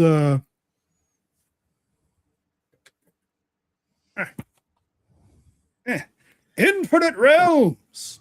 Basically, a lot of spirituality, a lot of consciousness, a whole lot of gobbledygook about AI and are we in the Matrix? We're not in the Matrix. Yeah, I don't think so either. But there were a ton of people there that said that we were. So I didn't go to all of those. I went to other meetings, but there was a lot of them where you got to see a lot of your favorites. This is the floor, the layout of the whole place, kind of spread, big old pool out there. But this was like your main room type panel. You get a panel of on there. New this year was adding the screen behind him, so if you're all in the way of the back, you could see who was talking. So that was kind of nice. But this is a little more ground level of that area, kind of at the bottom of the stairs. Now, during the talks there, when you guys were all together, did they bring up the UFO files?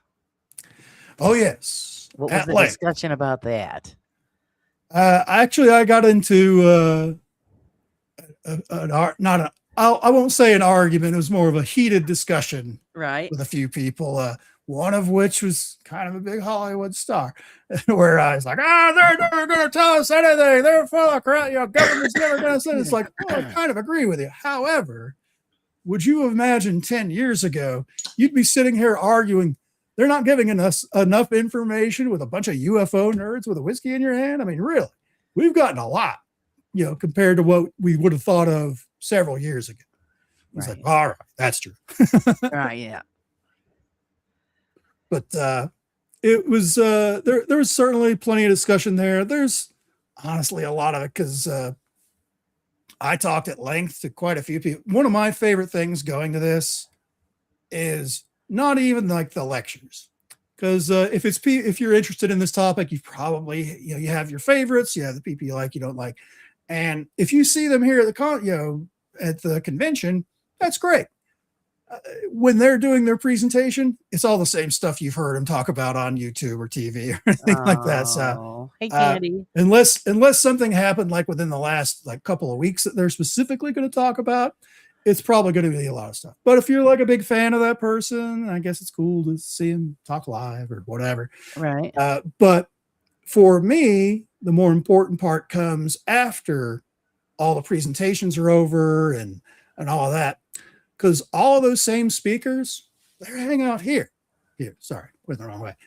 At the end of the day, mostly in this area, this place is a packed madhouse from like 6:30, 7 o'clock until like almost midnight, where all of these people are out there, and as long as you're not a pest about it, you can come up and talk to kind of all of them, any of them. Right.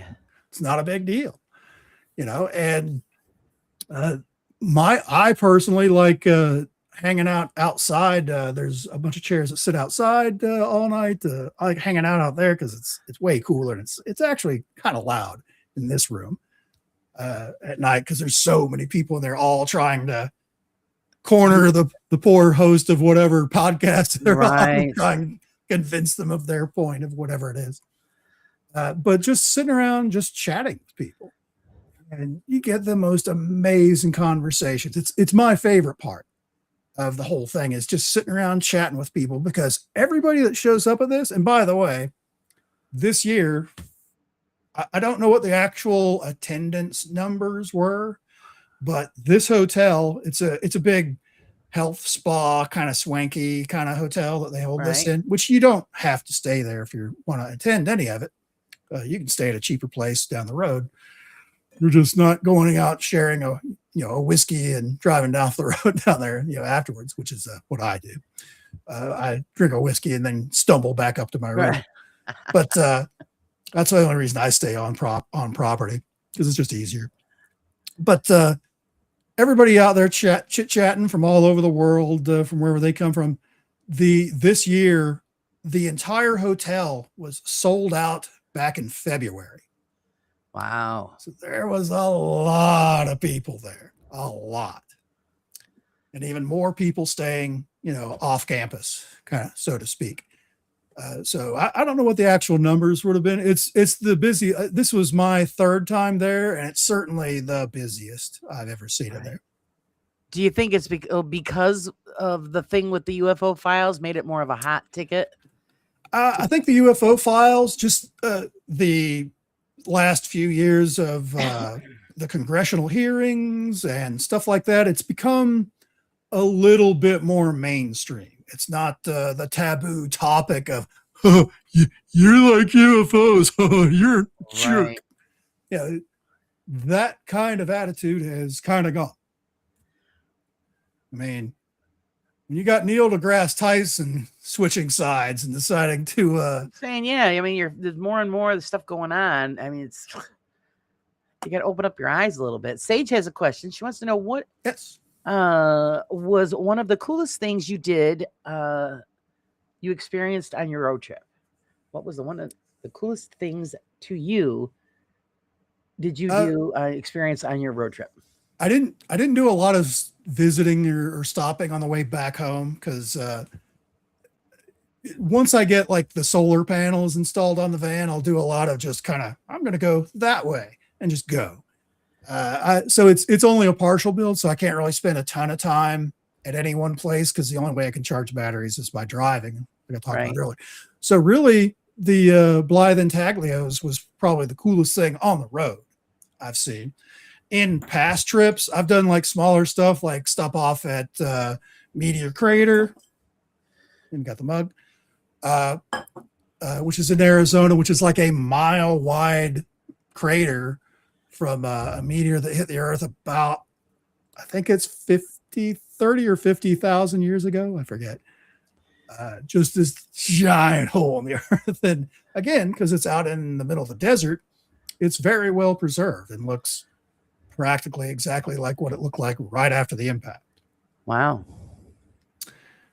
But I plan on stopping off at a lot of things. I actually went down a super deep rabbit hole earlier today about some things around my area for a lot of ancient Native American building areas that, yes, like back in the 1600s, when the Spanish came through, they made note of an area that's only like an hour south of me.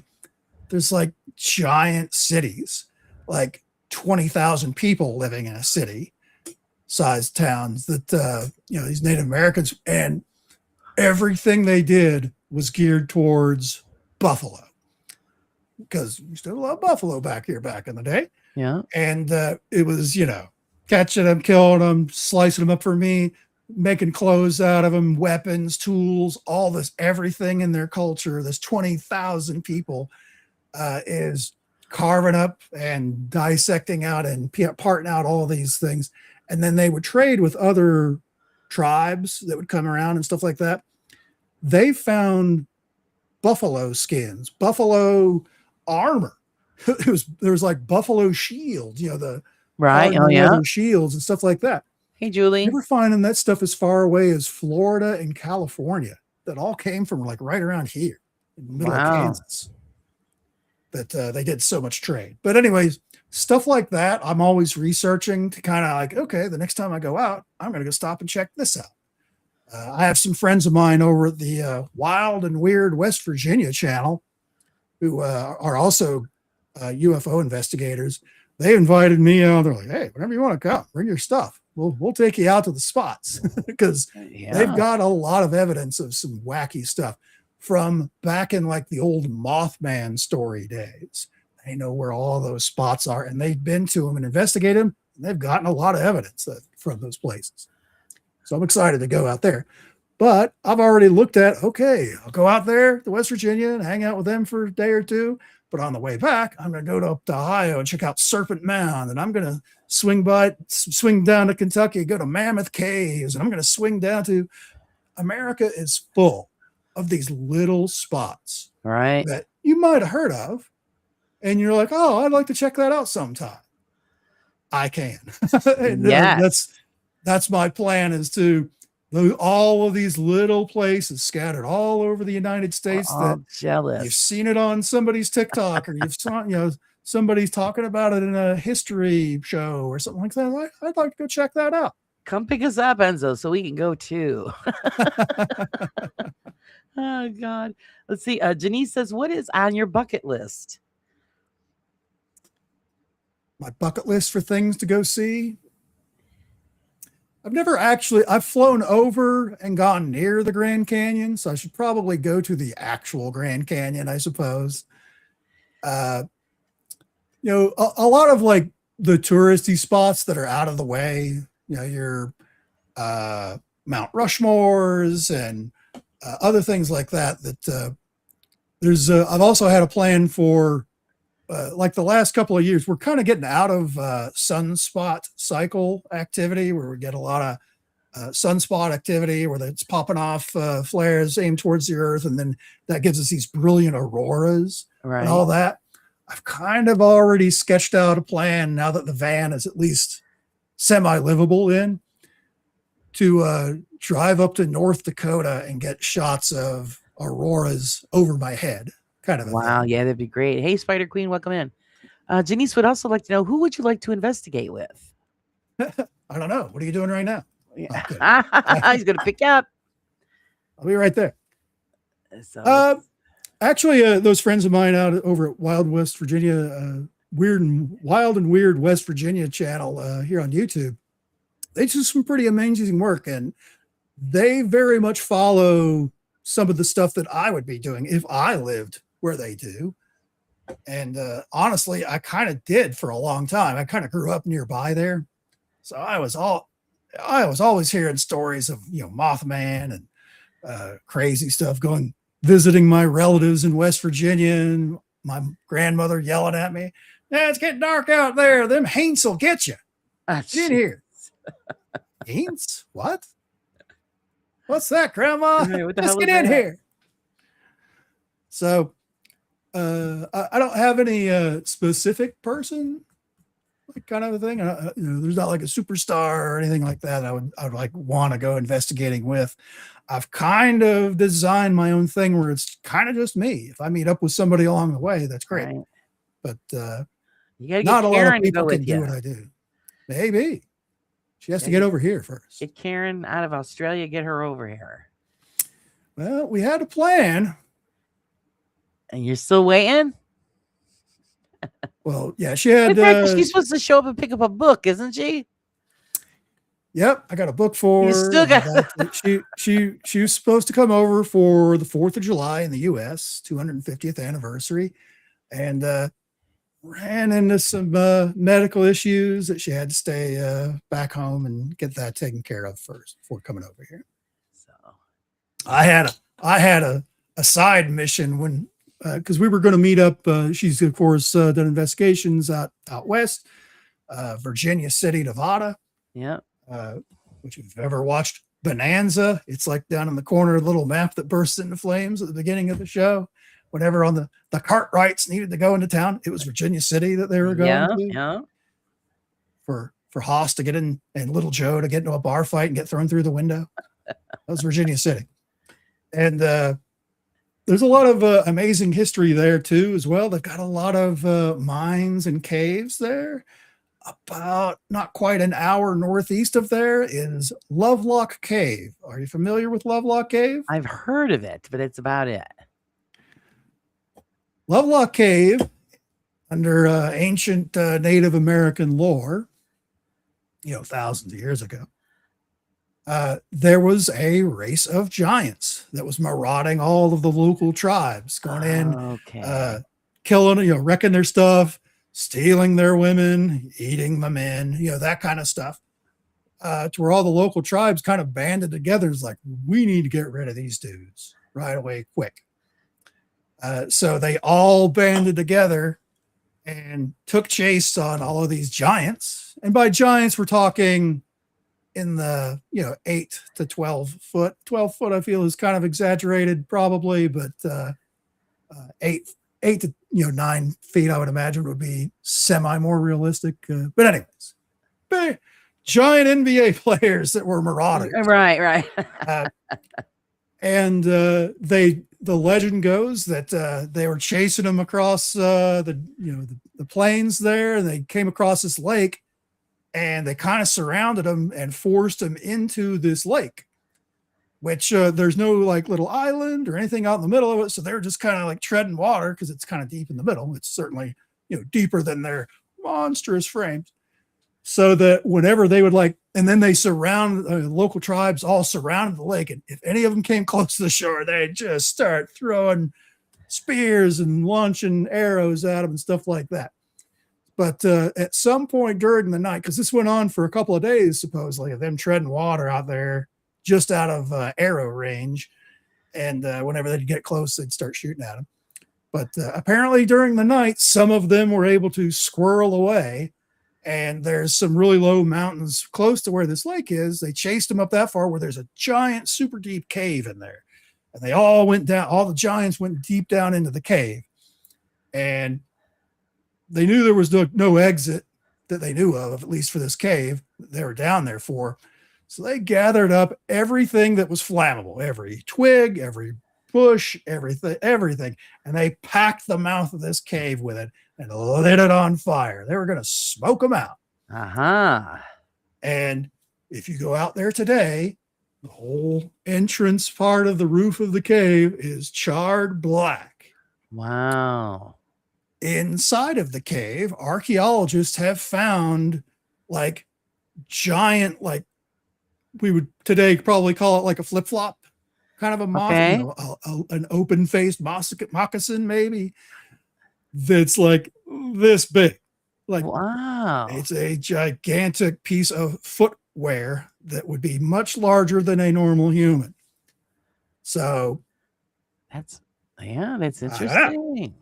So it was kind of like the last stand of the giants in the American South, well, in the West, I should say, where they chased them all down a hole and burned them up, basically. Wow. Didn't have any problems with the giants after that. I guess not. You burn them all alive, I guess you're not going to ever have a problem with it. So. Very, very interesting. So what are your plans for the upcoming summer? Anything good going on, or are you just going to mostly saving money as far as adventuring goes? I'm just saving some cash for the solar panels and the rack that to mount them to, and wiring and a bunch of other stuff. probably not going to be doing a whole lot of actual adventuring, probably until like August, September, when I can get that stuff squared away. Right.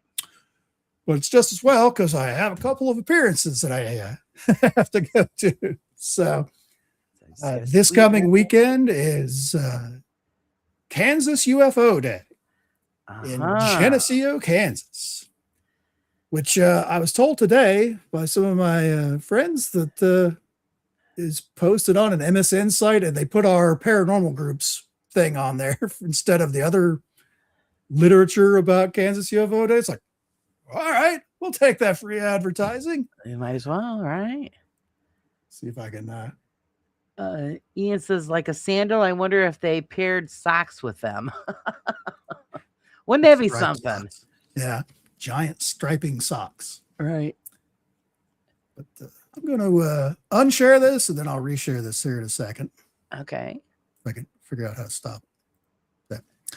But I'll pull up the slides for. If you got any questions, guys, get them in.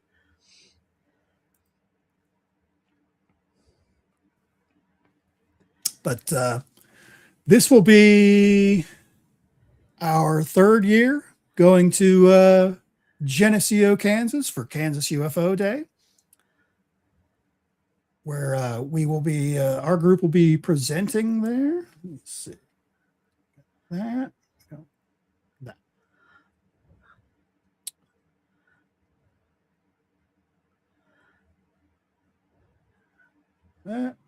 No, I don't like Facebook, and it doesn't like me. So we're half the time they're having issues. Half the time it's not working. Yeah. This always an issue when you want to share something. So there it is, right there. Hey, anyway, the Southeast Kansas Border Town Paranormal be at Kansas UFO Day in Geneseo, Kansas. We'll be doing a presentation. We were asked to do something specific this year. Usually they leave it up to us, but they really wanted to learn more about all these missing scientists out there. So we've put together a little presentation. It's why is Kansas UFO Day in the small town of Geneseo, Kansas? Back in the 50s and 60s, the town doctor in Geneseo, Kansas, was really into UFOs. So much so, he was doing his own investigations, where he would go out, people would report seeing something strange. He would go out there and interview them himself, all this stuff. He was a modern day UFO investigator in the 50s. Right. So in rural Kansas. So not everybody had a phone. He had to do like a lot of letter writing and, actually physically driving out to wherever they were, out in the middle of nowhere on a dirt road for an hour and a half, that kind of stuff. But he did some pretty good work. And when he passed away, he left his house to be the town, basically to turn his house into the town museum for the town of Geneseo Museum. And they have all of the history of the entire town there from the late 1800s when it was first incorporated as a train stop because they have a spring water there for the trains, all the way up to today where they have like every yearbook from their high school, first graduating class of like 1920, whatever it was. There's like 2 people, that kind of stuff. Yeah. It's a interesting view at small town, middle of nowhere, Kansas, and how it progressed. They have the original AT&T telephone hub from the 30s that's there. Just like you see in the old movies where the operator has to physically unplug the wire and plug it into the line that it goes to, stretched out, miles away, that kind of stuff. They still got all that, which is just amazing tech. They've got number, please. Yeah. Clara, give me Mount Pilot. Right. But yeah, a lot of like little interesting things about the town itself. But on the ground floor, they have one room set in the middle of the whole house that's dedicated just to Doc Jansen's UFO research. All the walls, they have display cases with stuff in them. They've got, written testimonies by people's, what they saw, Right. interacted with, things, all of this stuff. That's incredible. And it's really amazing, some of the stuff. And they uncover new stuff all the time. Last year, they found some reel-to-reel audio tapes recordings from an interview he did with someone that saw a saucer. So it's kind of interesting to hear, I don't know why everyone talked like this back in the day. Why saw the saucer come down out of the sky? Yeah, it's like, I don't know why. The equipment. I don't know. I think that had more to do with it than anything else, because that's certainly not a Kansas accent. But so there's a lot of stuff. And for Kansas UFO Day, they invite people from all over. Jim Gray, who's looks like a genuine cowboy. And that's not a costume. That's what he looks like all the time. What is it? Oh, geez. We're at the part where they have everybody's thing on there. No, that's not it. That's not it. That's the one that we haven't gotten to yet. Anyways, there's Jim Gray, who runs the whole thing. He is very interested in just getting that word out there that people have been looking into this for a long time, even back as far as the 50s, and were doing the best that they could to investigate some of this stuff. So you get to see a lot of some of his techniques and some of the equipment he used, and some of the stuff that he did, and a lot of some of the accounts that were shared.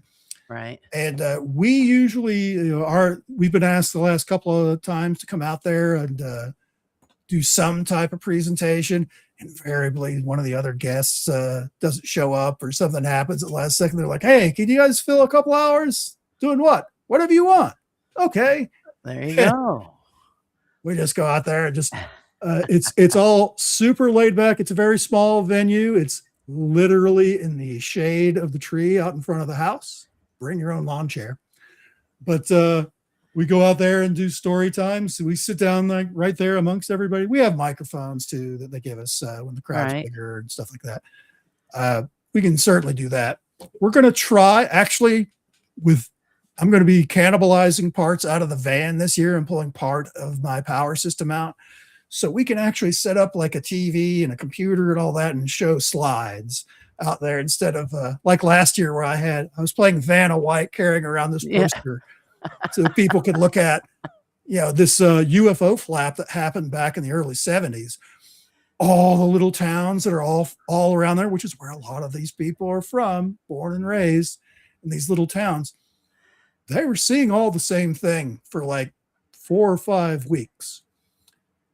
Basically, it was, orbs, or like just giant balls of light, where it was chasing cars. It was knocking the engine out when it would fly over. The engine would die in their car. Chasing the police. There's a couple of different stories from the local sheriff chasing it. And then it started like diving in his car. So he turns around to get away. Now it's chasing him. That kind of a thing.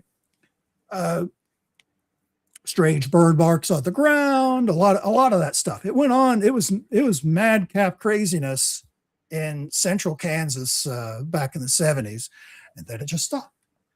Yeah, isn't it strange? You get that like burst and then it's done. And we retold some of the stories and what towns they were in, and every time you'd mention a town, you'd see someone in the crowd go, Yeah, that's my town. We had afterwards, because we have a little booth there where we chat with people and answer questions and stuff like that. And these two very young gentlemen, teens, came up. They're like, we listened. We didn't catch all of it. We caught most of what you're talking about. That last bit you did, which was great. Our grandmother used to tell us a story of when she was a little girl, which would have been this time frame, of how there was this big globe, a glowing globe that was following over top of their car as they were driving home from visiting some other neighbor or whatever the next town over. And we always thought she was crazy. Oh, But jeez. you just told us multiple stories exactly describing what it's like. She There wasn't you crazy. go. She was certainly not alone. Yeah. So, Wow. educated young minds. That's There what you we do. go. Yeah. You'd be surprised. A lot of the stuff that you hear, you think is just urban legend, is actually based on some true fact. Janice wants to know, could those giants be descendants of Bigfoot? Could be. Good It's question. very possible. And then Sage wants to know, It's one what of do the you think theories. about all of the missing/dead scientists? There's some of those lists that you see, which seems to grow bigger and bigger every day. Every time somebody doesn't answer their phone, they add another person to the list. I think some of those are certainly just accidents, or they've died of old. Some of these guys were like in their early 70s, late 80s, kind of thing. Some of these I don't feel are missing scientists and mysterious things. However, there's a couple of them that certainly are. There's a straight up, one that's was actually only like a couple of weeks ago actually discovered, that was missing for 11 months. And she was one of these like missing 411 cases where she's out hiking on the trail. People see her. Hi, how you doing? I'm feeling fine. Great. And gone. Vanishes off the face of the earth. Giant search teams. They got the dogs out there that sniff and they go for a little bit and then lose the scent. Helicopters at night with thermal imagery, the works. Scoured this whole area. Didn't find a single clue to what happened. Wow.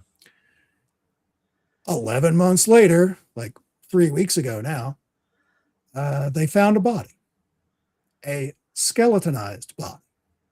A skeletonized body sitting upright like a dime store Halloween costume thing, like you would have sitting on the front of your house, skeleton, with a big hole in the back of the head and a gun nearby.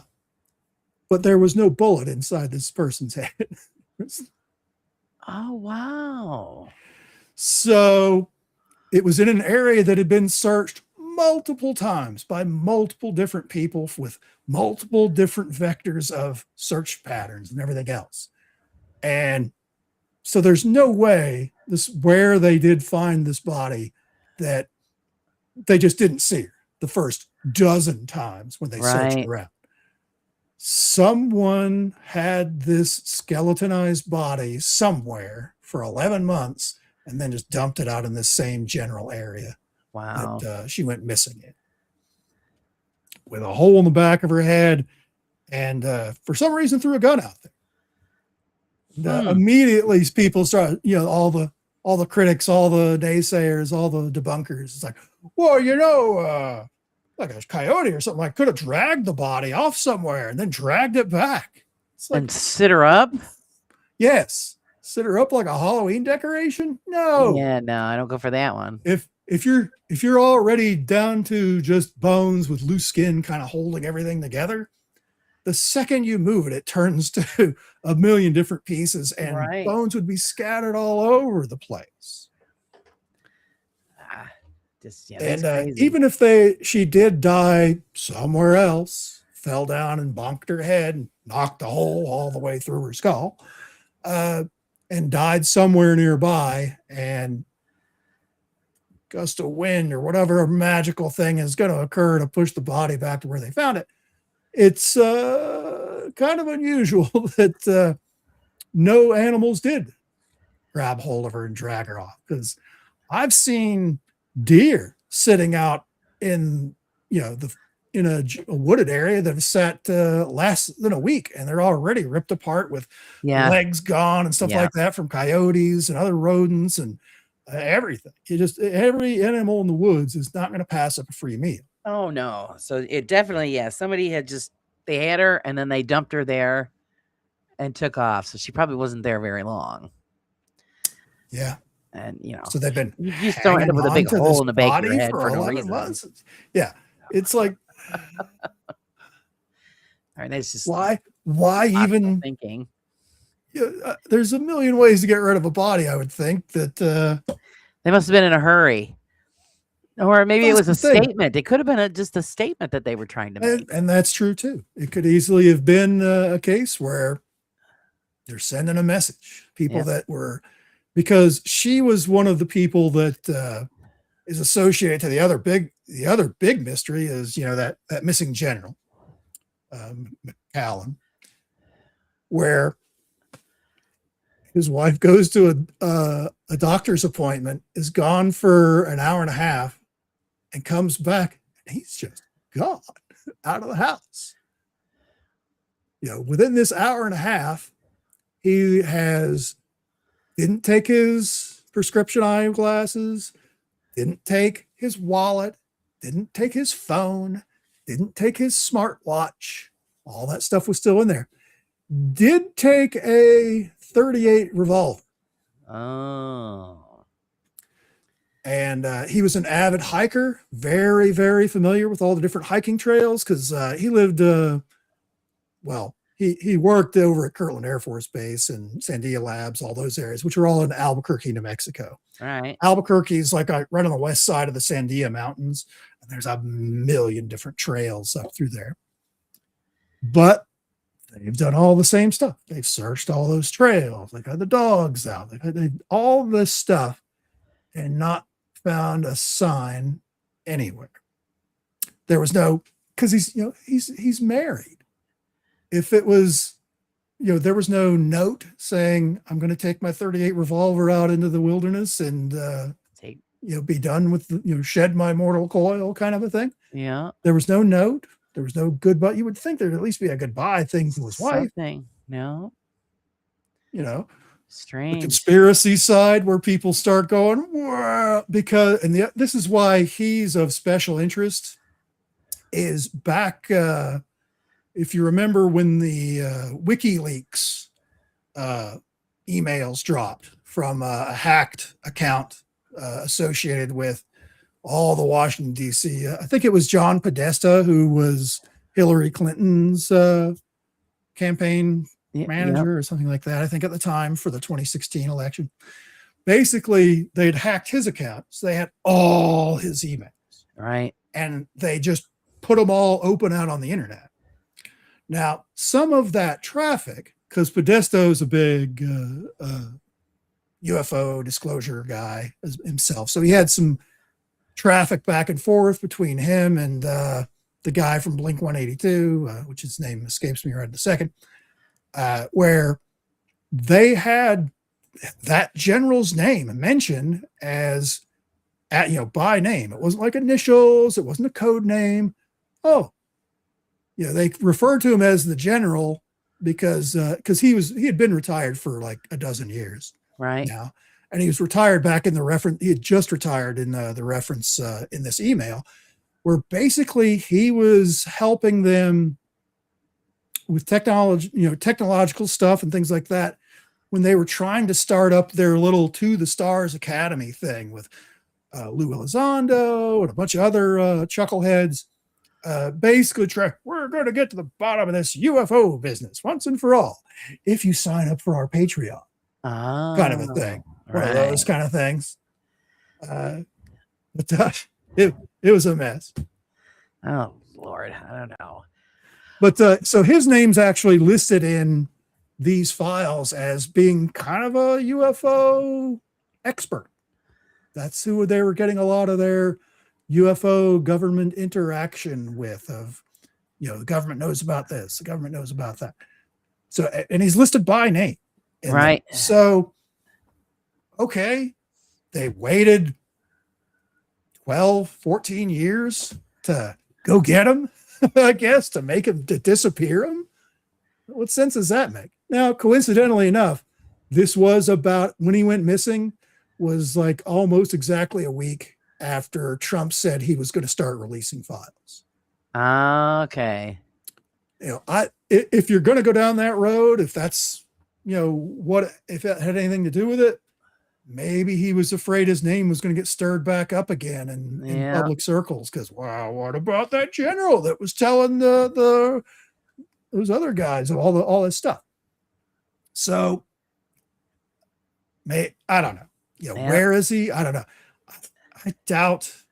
Because the other thing is, well, there's one of these super secret projects he used to work on, because he did work on some of the suspected places where if there's going to be UFO tech, it would be at these like places. Right. He's worked and managed projects in all these places. So the circumstantial stuff, him being UFO connected, is certainly there. So yeah, he's got a little more information than people think. The part of the thing is his wife said in the 911 call afterwards, where, because they're asking her husband, he's in his mid to late 60s. They're like, did your husband, was he getting kind of forgetful in his older age, things like that? Could he have just wandered off and not realized where he's at? He's like, oh no. He has been concerned lately about forgetting things and having memory issues, but nothing like that. It's like, thing to say, but to the 911 operator. But there has always been rumored, because there's always going to be super secret programs going on about a lot of things: missile technology, communications technology, weapons technology, like actual guns and things like that, not space lasers or any of that, but there's that too. Yeah. Very advanced technology, without even getting into alien stuff. But it's always been assumed that if you're running one of these programs, eventually you're going to age out and retire, and you're going to get to that point in life, because it happens to everyone, where you start babbling about the good old days when we used to use plutonium for this, all this stuff.